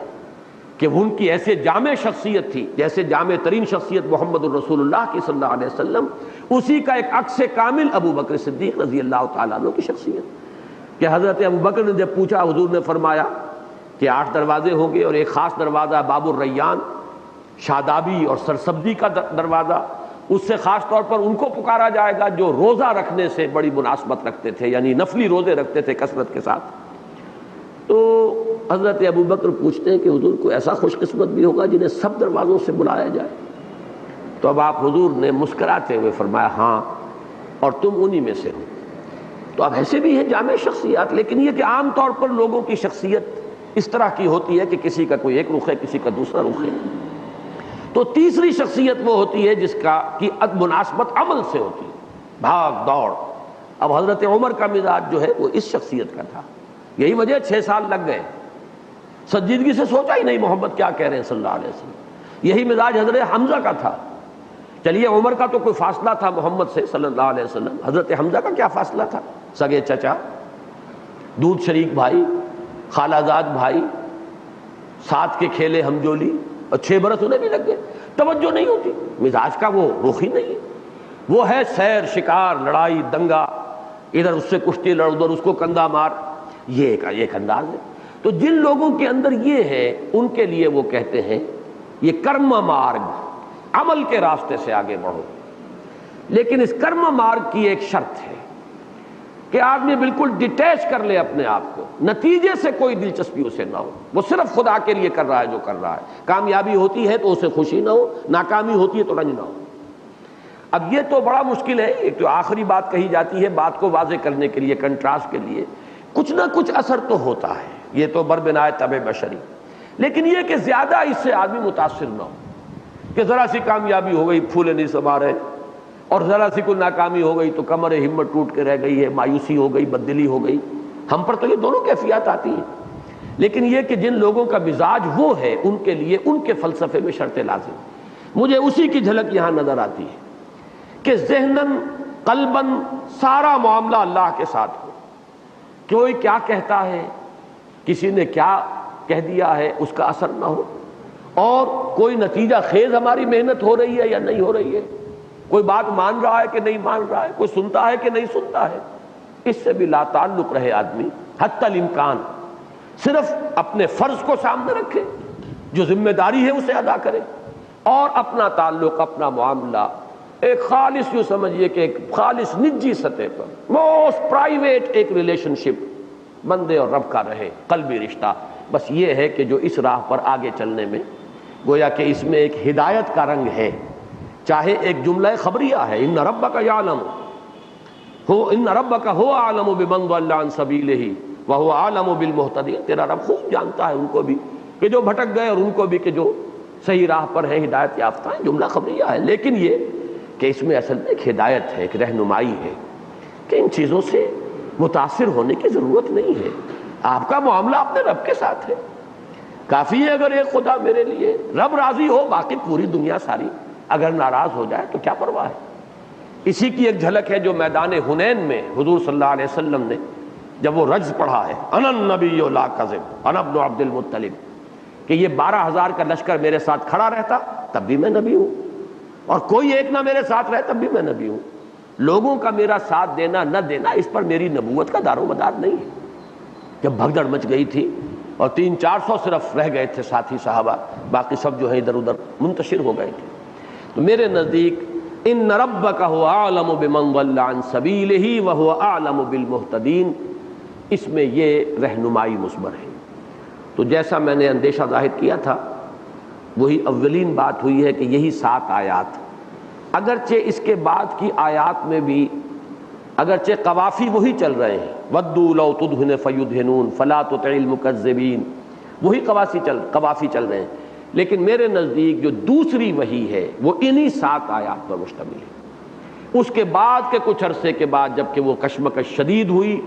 پھر اس میں مداہنت کا ایک معاملہ آیا، پھر اس کے لیے جو ہدایات ہیں، اور پھر خاص طور پر ولید بن مغیرہ یا اس کردار کے لوگوں پر جو اللہ کا غضب بھڑکا ہے ان آیات کے اندر، جیسے اس کے لیے اس کے کردار کا جو نقشہ جو ہے گویا کہ ننگا کر کے رکھ دیا ہے ایک شخص کو کہ یہ ہے اس کا اصل کردار. اس لیے کہ جو بھی مداہنت والا انداز اختیار کرتا ہے بڑی چکنی چپڑی باتیں کرتا ہے، وہ بڑی مصالحت آمیز بات، بڑی ہی خلوص و اخلاص کے ساتھ گویا کہ آپ کا وہ خیر خواہ ہے، آپ کی مصلحتیں بھی پیش نظر ہیں. تو یہ جو دام ہمرنگ زمین ہے اس سے بچانے کے لیے اور خبردار کرنے کی ضروری ہے کہ ان کو گویا کہ ننگا کر کے رکھ دیا جائے کہ اصل کردار یہ ہے. تو میرے نزدیک وہ جو ہے فلا تطع المکذبین ودوا لو تدہن فیدہنون، یہاں سے پھر یہ بعد کے دور میں نازل شدہ آیات ہیں جو یہاں شامل کر دی گئی ہیں، جیسا کہ ان تمام صورتوں کا 4 صورتوں کا جن کا میں نے ذکر کیا ہے آج، ان کے اندر یہ قدر مشترک ہے. بارک اللہ لی ولکم فی القرآن العظیم ونفعنی وإیاکم بالآیات والذکر الحکیم.